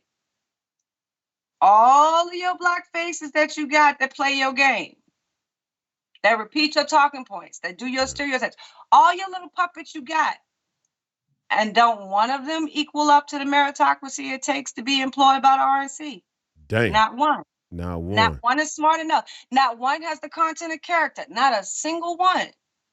Oh, okay. Ooh, all right. Look at that meritocracy for your ass. You going there? You going there today? Oh shit. Well, first we already clearing the MAGA movement. We want the RNC out, but what we need to get clear about is, do we understand why? Do we understand? Do we understand why? Yeah. Yes. Do we understand the why? Yeah, right. Yeah. And we get again. I love the point you brought up earlier. I think it's the most salient point is, and Larry Elder's he's an example, and let's talk about the ideas. But there is a prototype, but let's talk about the ideas. The Larry Elders of the world and the black conservative prototype have always preached this: pull yourself up by your bootstraps, Black America. Now, part of that is warranted. Part of Black America is, okay, we need to get together. We need to get our ideas in order. We need to not become victim to this radical materialist culture that's grown out of drugs, piracy, slavery. We need to get that in order. But that doesn't mean we should concede all of the systemic and institutional issues that are before us. In fact, we should start off with the institutional issues and understand, why are we voting a certain way when these particular people, whether they be Republicans or Democrats, from a policy standpoint, are lending to the problems that we say we want to change. Now, first off, black people got to make a decision to want to change that. And that's something that we have to decide, just like every individual in the world has to decide. If my life is in shambles, I could complain about it, but the question is, do I actually want a different life? And some people are some people, a growing amount of people, let's say, are self-destructive and masochistic, and we have to be able to acknowledge that. Some people say they want better. I don't start from this place where everybody would like a better life. Some of you motherfuckers love the chaos and the destruction. Let's just be clear, you get off on it. But that ain't just a black person thing. And when it comes but what you were saying about meritocracy is, this modern mainstream Republican establishment can't talk to me about meritocracy at all. George Bush Jr. is a moron. And all of the people that came in, I'm just being honest, George Bush Jr. wasn't even smart. He was a crook, but that don't make you intelligent. That's not a sign of genius that you can scam somebody or that you can be involved in intergenerational corruption. That's not a sign of competence or merit. But even more importantly, all the people that Bush brought in around him, the entire neocon establishment, all of it was done based on good old boys, crony capitalists, kind of deep. Yeah, this wasn't, we're going to go pick the best and the brightest. This wasn't a best and the brightest sort of, administration with the Bushes. And these people are still there today. Kissinger, just died in the last 24 hours, and he had his political era and power there. But the Karl Roves of the world who were the people in the White House with Bush?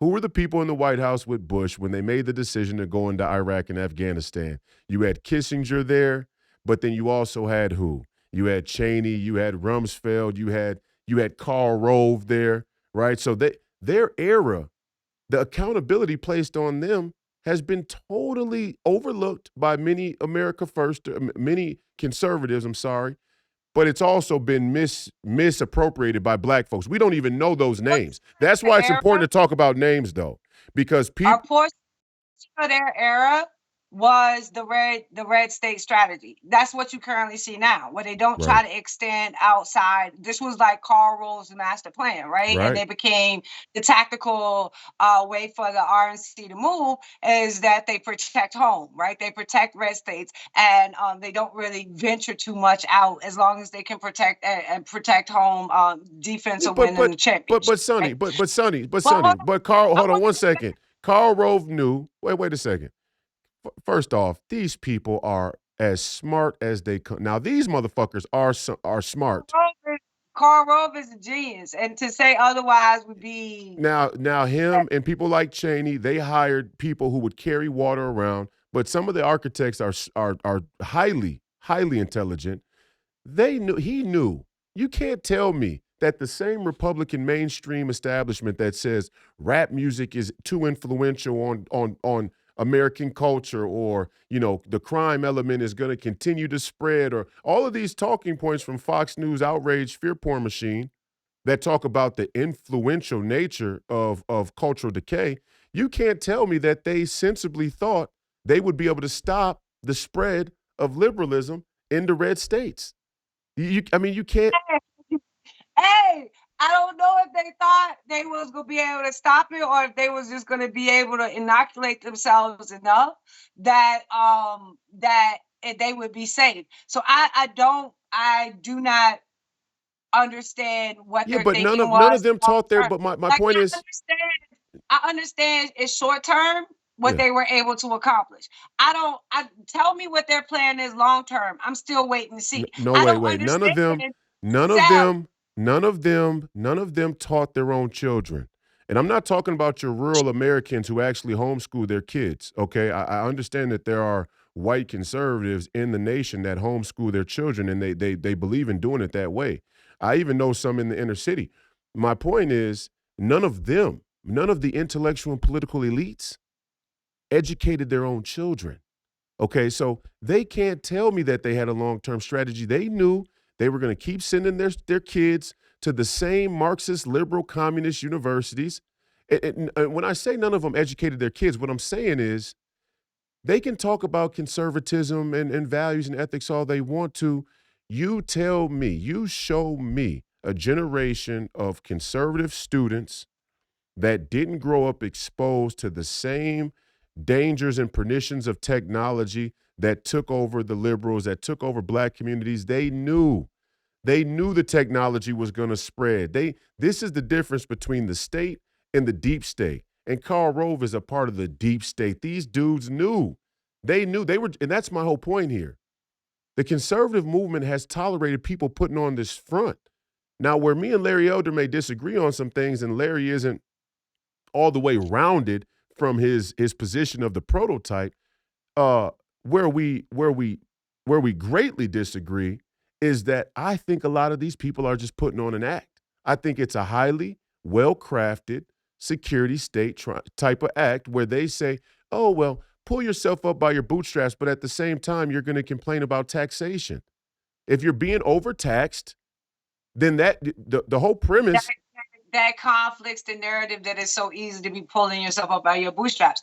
But this kind of goes to um the black faces and their criticisms of us, Mm-hmm. right? For kind of for my squad and those of us that repping kind of black conservatism, and that's their criticism to us is that we don't look at the bad in the black community, or we are afraid to talk about the bad that is happening in the black community, right?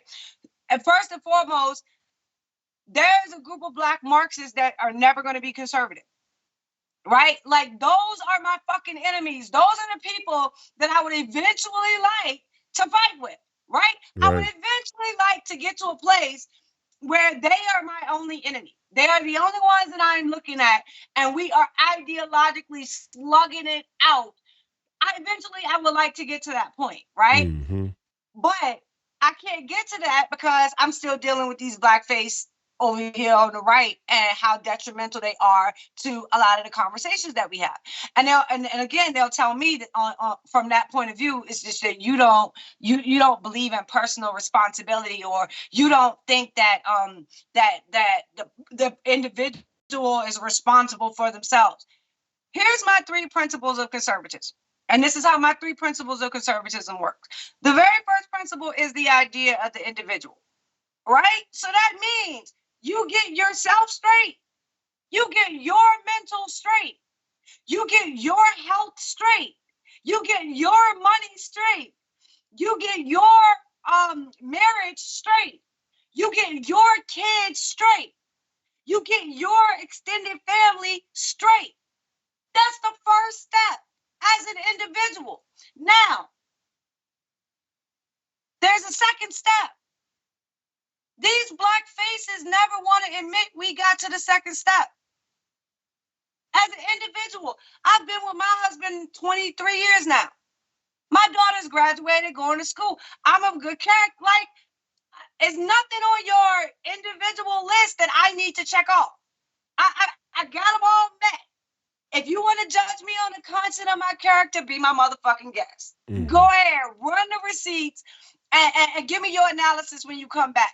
In the meantime, in between time, since I've done all of that, I met all of your quota that you say Black people can never, ever understand or get to. I've checked all of those boxes. So now that I've checked all of those boxes, we go to the second step, which is the republic. And that is the idea that the government closest to you has the most power over you. So now you're looking at your community. How can you be a coach? How can you be a mentor? How can you be a part of your local politics, changing policy, changing legislation, changing regulation, changing taxation, looking at things locally? They never get to the second step. How come these Black Republicans and conservatives never get to the second step? If you assume that Black people are of equal status to white people, because that's what y'all keep telling me, that's the truth. So if that's the truth, why is it so hard for you to believe that we've passed the first step? And now that we are on the second step, talking about how government functions with its citizens, you want to take us back to the first step. Mm. Why is that the case? Because I got all my boxes checked. Now I'm on the second step. I want to be looking at regulation, legislation, and taxation. But you want to take me... Why you want to take me back? Because that's what you used to. That's what your white Republicans and your white conservatives, that's the extent of their knowledge. It's not the extent of my knowledge. So you don't stop me when I know that there's more rungs on the ladder. Because as soon as we finish looking at this shit that's happening locally, you got the third step, which is the Constitution, and we got some asks and some suggestions about what's going on at the federal level too. But we understand that there is a step pattern to this, and it starts with you as the individual. So we are always going to encourage Black people to make sure, first and foremost, your mental health, your physical health, your economic health, your family health, all of those things are the most important factors, and those things need to be fixed first. And we're always going to pour into Black America for them to be able to have healing in those areas. That doesn't stop. But these conversations right here is not going to bring that healing. Ain't no legislation that's going to bring that healing. Ain't no legislation that's gonna repair single parent households. There's no legislation that's gonna do that shit. We're over here in the legislative space talking about legislation. Why are you talking about subject matter that cannot be solved by legislation? It's got to be because you think I'm intellectually stupid enough to follow along with you. And no, it doesn't work like that. I understand that individual layer, and then I understand that second step when you are starting to look at government interacting with the citizens. Wait. The whole individual layer on face value is a fucking bullshit story. Let's just be honest. If you have a country that the health of the citizenship in that country is determined by the individual content of character, then we already have the answer to the equation. all of y'all are corrupt. I mean, we don't have to we don't have to keep Get throwing it on. the government you deserve, You eh? get the government you deserve. We don't have to talk about black folks or single out certain people who don't have their individual house in order because again, like I've said many times, this country is a Protestant country. It's a Protestant, mostly Protestant, partially Catholic, Christian country, and we let Satanists and LGBTQ political activism take our country. So, I mean, who you throwing that on? I mean, you guys were the educated ones. You guys were the ones on Wall Street and K Street and you guys were the ones in the Oval and you guys were the ones and while we were out doing the crime, right? We were out snatching bags or snatching or jacking cars or doing dope or whatever it is that you want to say that black folks were doing. You actually had the levers of power. Okay, so if Hey, don't tell them that. well, You know, what I mean, but how can we say it any other way? maybe if they had really understood they control the levers of power, they wouldn't have shipped all of our manufacturing overseas. Well, but who did that? I mean, Maybe again, they wouldn't have Kissinger closed down dies. the industrial sector if they realized that they were the ones that actually control the power. I'm just Absolutely. saying, maybe they would have Absolutely. did some things differently. But I go back to think about Republicans again. When I first started in politics, one of the Republican talking points at the time was if you just send your kid to public school, if your kid graduates public school, then they have this percentage of having success, right? Yeah. Not even 10 years later, it's like, oh my God, the public schools are ruining our kids. Like 10 years ago, they were your solution. Now you realize that they're a problem. How long have you been pushing the problem as a solution? No, they wait, Sonny. Wait, Sonny. They think Marxist a lot of your first of all, let's be fair. Okay, hold on. Let me slow down. Let's be fair. Okay.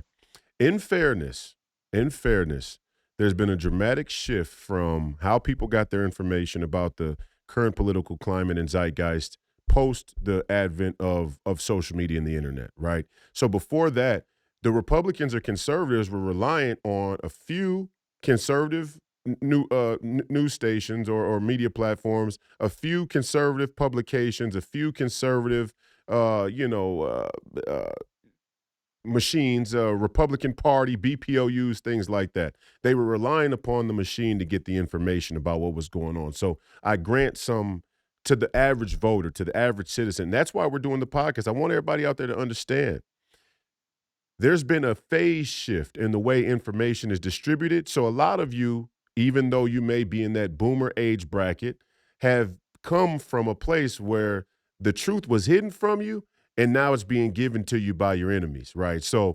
you've passed you've skipped a few steps, right? And so now we have to go back and try and reiterate the steps you may have been missing. Maybe you didn't miss them. Maybe you were fully aware and you did it anyway. If that's the case, you go caucus with the fucking Democrats because you're just as deceitful as a Marxist, in my opinion. But I get that there's some people out there that really thought that really think Marxism has just become an issue since 2016, since they went after Donald Trump. Mm-hmm. You don't think the reason why young black men were dropping the fuck out of schools is because we've always had a sense that these white liberal women were full of shit? Now They what? were they told you why they was dropping out. They told you we are not being taught shit that is going to get us anywhere in this country.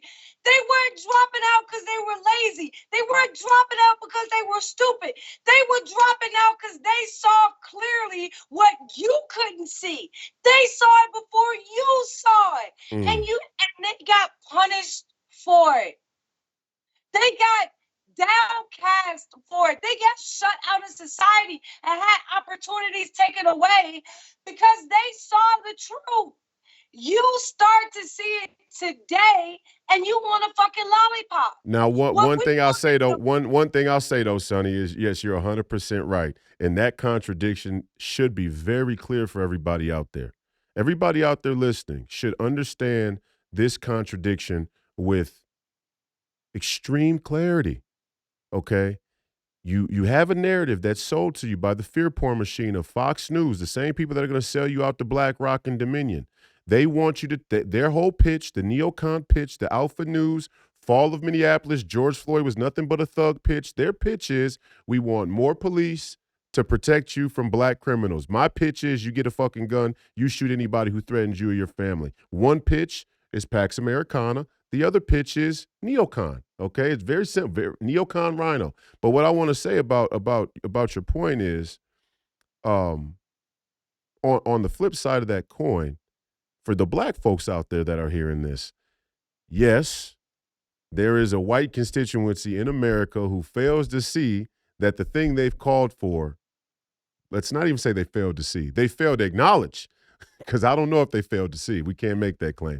They failed to acknowledge that the thing they've called for was off at every base, that they were behind the Marxist and communist agenda at every turn, and they turned to some easy cookie cutter solution because they didn't really want to get down to the root. That's a fact.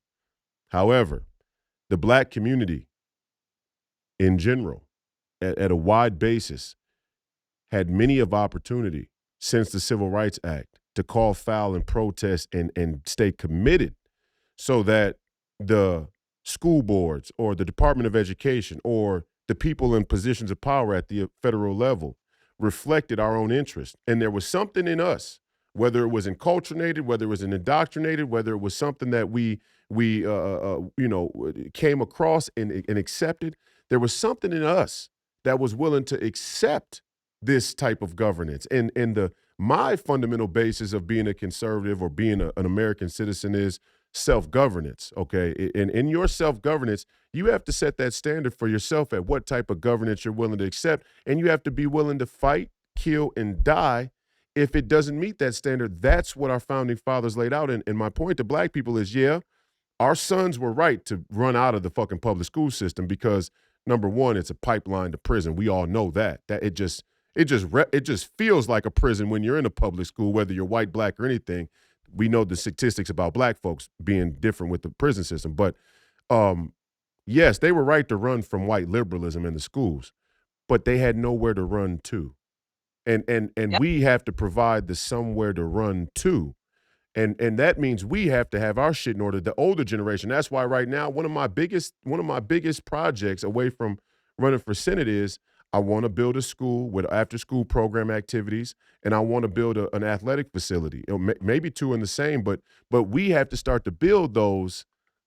We just can't allow the federal government to tell us if we don't push LGBTQ liberal politics, then they won't give us the grants. And the question then becomes, where is the righteous money? See, people want to act like this isn't a money thing. And when I say it's a money thing, I'm not saying it from a Marxist standpoint. I'm saying if you're a conservative and you agree to live in a materialist framework, a materialist economy, then you can't discard money altogether. Where are our institutions? Where are our places where our children who want to learn conservative values, our families who want their children to have conservative values, where can they go that hasn't been tainted by this liberal, global, elitist mentality? Where is the righteous money? Right now, Donald Trump is facing 800 years in prison. He's got to pay his own legal fees. Elon Musk is under attack. He's a billionaire, but he's under attack. And he ain't even really a conservative, in my opinion. But saying right now, I want to stay in line with that because I want to go back to the conversation you was having about Black America, about at some point we have to choose. We consistently chose, but we ran into exactly what you just talked about when you talk about how they're now targeting Donald Trump. They are now targeting, they targeted our leaders. So anytime you had Black people at local levels starting to organize people towards a capitalistic endeavor, they got targeted. They got branded, they got arrested, they got put underneath the microscope and pulled from the system. That's what made it so that the Black progressives were the only voices left. So if you look meticulously now at how Democrats wage and use their power to get rid of their opposition, imagine how much Black opposition they have gotten rid of in the past. So it's not a matter of we didn't want or we didn't try, or we didn't pursue. It was okay. They had, like you said, the funding. They had the political structure. They had the ability to use the system against their enemies. Like they also had the ability to use the American taxpayer dollar like an incentive program, right? So where we are looking at conservatism and saying, okay, we're gonna just start to pool our finances, learn to buy back our block. This stuff is going to be incremental in how we're doing it. They're like, yo, we're gonna drop $10 million in from daddy government. Woo woo. It doesn't matter that the money is never going to make it to the citizens. It just matters that that appearance that the money came in, it's something that was supposed to benefit them. So what we're talking about in terms of conservatism, it's hard. Right? It's not easy. You have to make choices. You have to make sacrifices. It's not the easy route to go. It's the road harder traveled. Yeah. But all we can say is that it's worth it, right? In the end, we own our institutions. In the end, we are able to control our own healthcare. In the end, we are able to control our own food supply. We are able to control our own education. We control our industries and our communities. And by that extent, we are then able to control our institutions within our communities. So now we don't have to worry about systemic racism because those old systems have been replaced with our institutions that we run, control, and own. But you cannot tell me that you are against systemic racism, but you don't want Black people to own any of our own systems. Because again, I don't think you're against, I don't think you are what you say you are. Right? Because you keep telling me that the school system is racist. You keep telling me that the healthcare system is racist. You keep telling me that all these other facets of the government is racist. So when I come along and say, hey, how about we take over our own healthcare and create our own exchange that's just by Black people, and that also Black people own, so we don't have to do it in a profit margin. We can do it off of just functioning, making shit work. No, we can't do that because what? Because it's communist. Because why can't we do it? That's what they'll say. The conservatives will say. The conservatives will say that it's because that's communism. They'll go. We need a single payer system, and you go, okay, because I don't want to fight with you over this. Say I give you a single payer system. We get a single payer system. After the single payer system is implemented, Black people are still at the bottom of the healthcare list. Yeah. What then? Well, it's America, Black people. So wait a minute. If you know that at the bottom of this new system you want to put into place, Black people still will be at the fucking bottom. Why are you pushing for the system? Oh, wait. Stop. You know why? Because to them, wait. Let's go back. Let's go back a few clicks here. Let's sum this. How long you got left? You ready to roll? I know you're a busy woman. You on national syndicated radio. You got the whole thing going. Hey, the only people that's going to be mad at you about my time is my husband and my daughter, because we're supposed to be putting up the Christmas tree. Okay, I'm going to let you go because I know it's holidays. We're going to get you back on. Hopefully we'll have you on as a regular so we can start to iron some of this stuff out, because I love the energy that you brought today. I want to try and sum it down to this, and you tell me what you think and then give me your part and shots, because I know we're running past an hour here. Me, I'd go 2-3 hours. Please call me crazy. We just roll. But this whole thing boils down to I said on Wednesday, yesterday, I said that that the uniparty, what we've come to describe as the uniparty, this permanent DC political elite, and who shares some collaboration with the corporate elite, their go-to means to control all of us are the taxes. Right. I mean, that's their main source. That's their lifeline. We're going to use the taxes. We're going to use the federal budget to up, down, gerrymander, whatever we need to do. We're going to use that law, that rule of law and taxation to run roughshod over the citizens. Okay. Now, the cultural narrative that they use, which is very clear, is to keep Black people and white people divided on both sides of the spectrum. whether it's black conservatives and white conservatives, black liberals, white liberal, black liberals and black conservatives. We're going to use race. We're going to use racial history, racial context to keep people divided, or more accurately, to keep them off the scent. The remedy to this is somewhat simple, and when we don't acknowledge and apply this remedy, you can tell that people, like you so eloquently put it, aren't who really who they say they are. The remedy here is there is some silent majority of white folks out there in America that are unwilling to concede all forms of racial animus in pursuit of the freedom and constitutional republic we say we want to build. There's some constituency out there. There's some constituency that is okay with playing fast and loose with the Constitution, or fast and loose with Christianity, or fast and loose with whatever set of values and principles they say they have in order to save the republic. Because the answer is very, very simple. Black people, at many turns throughout history, have tried to break away from the system, and then they're told that they need the system, or they're told that the reason that they aren't successful is because of their own lack of talent, skill, knowledge, education, whatever the case may be. They're lacking it, or their own determination and commitment. And now, as an athlete, look, I run into young black men all the time who really do have that lack of commitment and discipline. They really do have that lack of focus. But it's not something that's exclusive to young black men or black people. The failure and lack of discipline and focus could be described about the entire American populace, because we let the country get this way.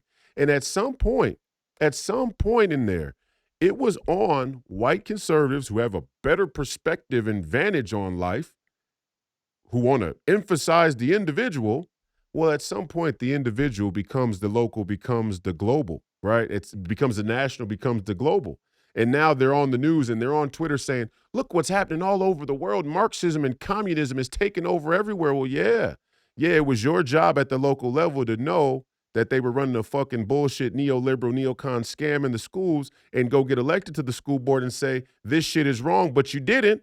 You didn't because their answer was to scream, America will never be a socialist nation. And that was going to stop it.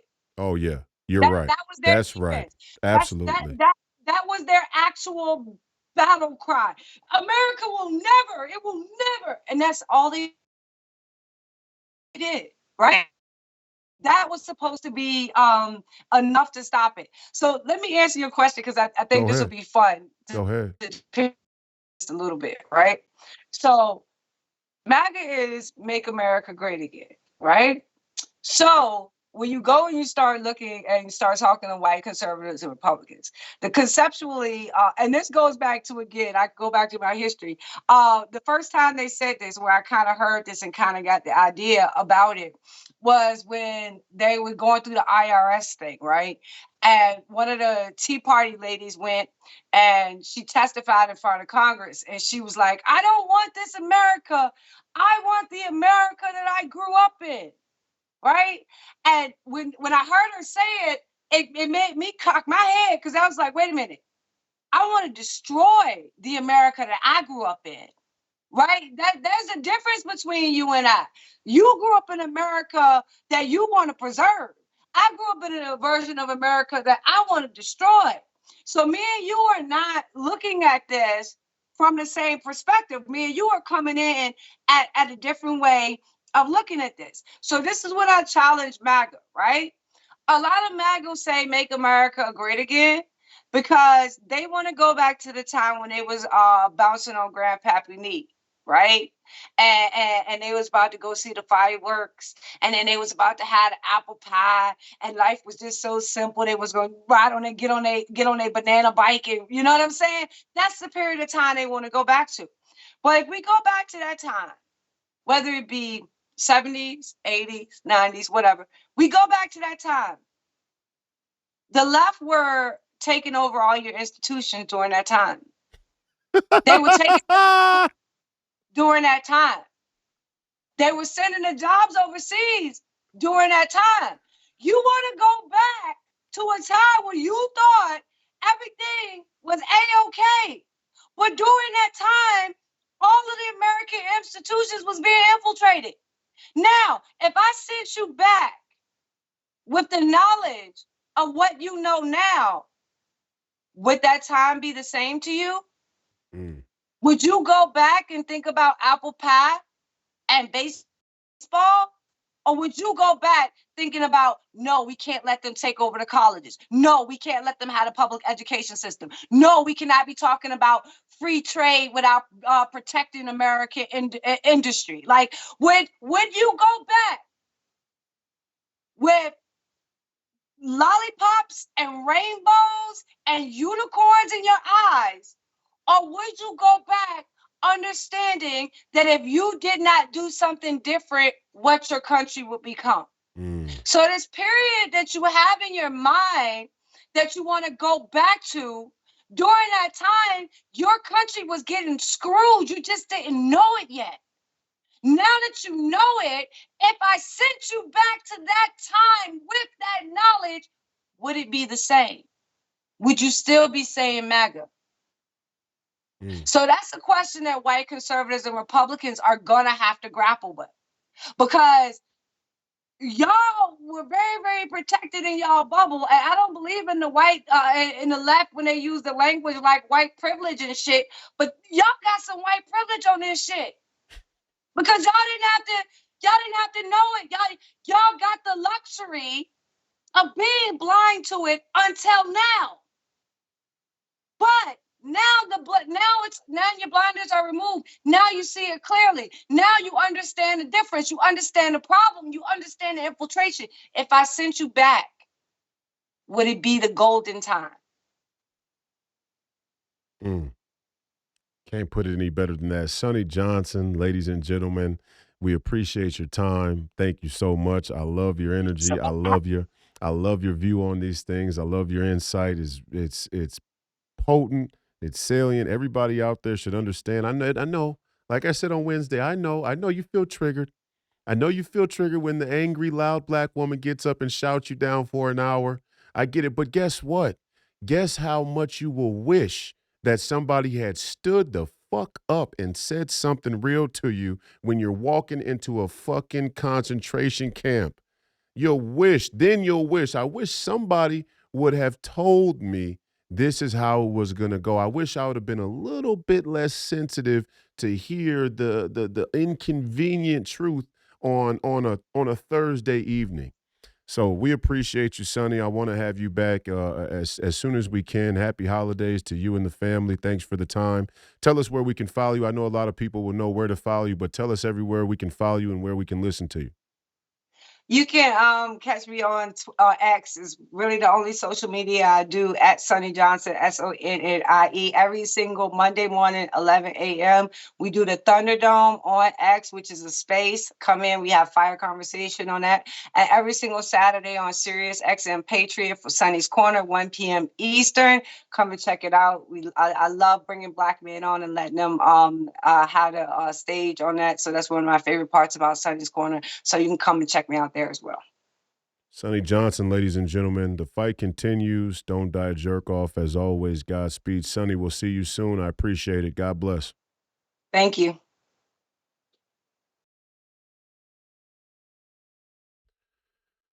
There you have it, ladies and gentlemen, the great Sonnie Johnson. It doesn't get much more passionate than that, more spirited than that. I appreciate Sonnie Johnson coming on with us today. I appreciate you for being here for another episode. I hope you enjoyed it. I hope you can take some of the insights that Sonnie laid out to heart. If you need to, go back and listen again. I know a lot of the conventional wisdom or the convenient thinking about these cultural and political issues can be emotionally triggering. But I don't think that there's something more important for the conservative movement to adopt than the type of observations that Sonnie just laid out about how this movement, how this political culture and the conservative movement has been constructed. The benefits, the positives, and the pitfalls, the flaws in it. We have to be willing to accept all of them. We have to be willing to acknowledge, accept, and then apply new wisdom, new insight to the movement, though, so that we can adapt with the times and meet um, the challenge that we face. That we can meet the level of understanding and the level of commitment and discipline and insight to defeat the challenge that we face, to overcome the challenge that we face. So again, I want to say I appreciate your viewership and listenership today and in the future. Sorry, I appreciate your listenership and viewership today and in the future. Um, we'll have Sonnie back on soon. I hope you enjoyed the great Sonnie Johnson. Go follow her if you can on X. You can listen to her on the radio as well. Um, that's it for me. We plan on having Hotep Jesus on for episode 139. Hopefully that goes as planned, and you'll get to meet another interesting individual who has a lot to share, a lot of political insight to share, a lot of cultural insight to share. Can't wait to have a conversation with Hotep Jesus. But for today, the great Sonnie Johnson, I hope you enjoyed it. Special thank you to the entire War Room posse. Grace Chong, Maureen Bannon, the great Steve Bannon. Special thank you and shout out to Alex Jones and the entire Banned Out Video InfoWars team. I want to say thank you to everybody out there who listens on the audio platforms. Thank you to everybody who's participated with the launch of the store. To remind you, if you go to freepeopleradio.com and you click the store tab, or you can go straight to freepeopleradio.store and buy some merchandise, buy some items from the podcast to help support the movement as well. I think we have some great items. The Godspeed t-shirt is obviously one of my favorites, but I also like the Please Call Me Crazy poker cards. I think I'm going to have Professor Penn back in the studio next week. He and I are going to play some cards and do a podcast, the Hebrews podcast, because we haven't done one in a while. If you're not watching the Professor Penn podcast, I hear he had one of the best podcasts since he began over on the Professor Penn YouTube channel. So make sure that you go like and subscribe to the Great Professor Penn's podcast as well. Stay tuned for the launch of the Royce White Show and Hebrews, as well as a number of other titles. We appreciate your support. We hope that you enjoy the content. If you do, don't forget to leave a comment, like, subscribe to this channel, reach out to us on social media, or you can sign up and be a subscriber and an email on the email list at freepeopleradio.com. Have a great Thursday night. The fight continues. Don't die a jerk off. And as always, Godspeed.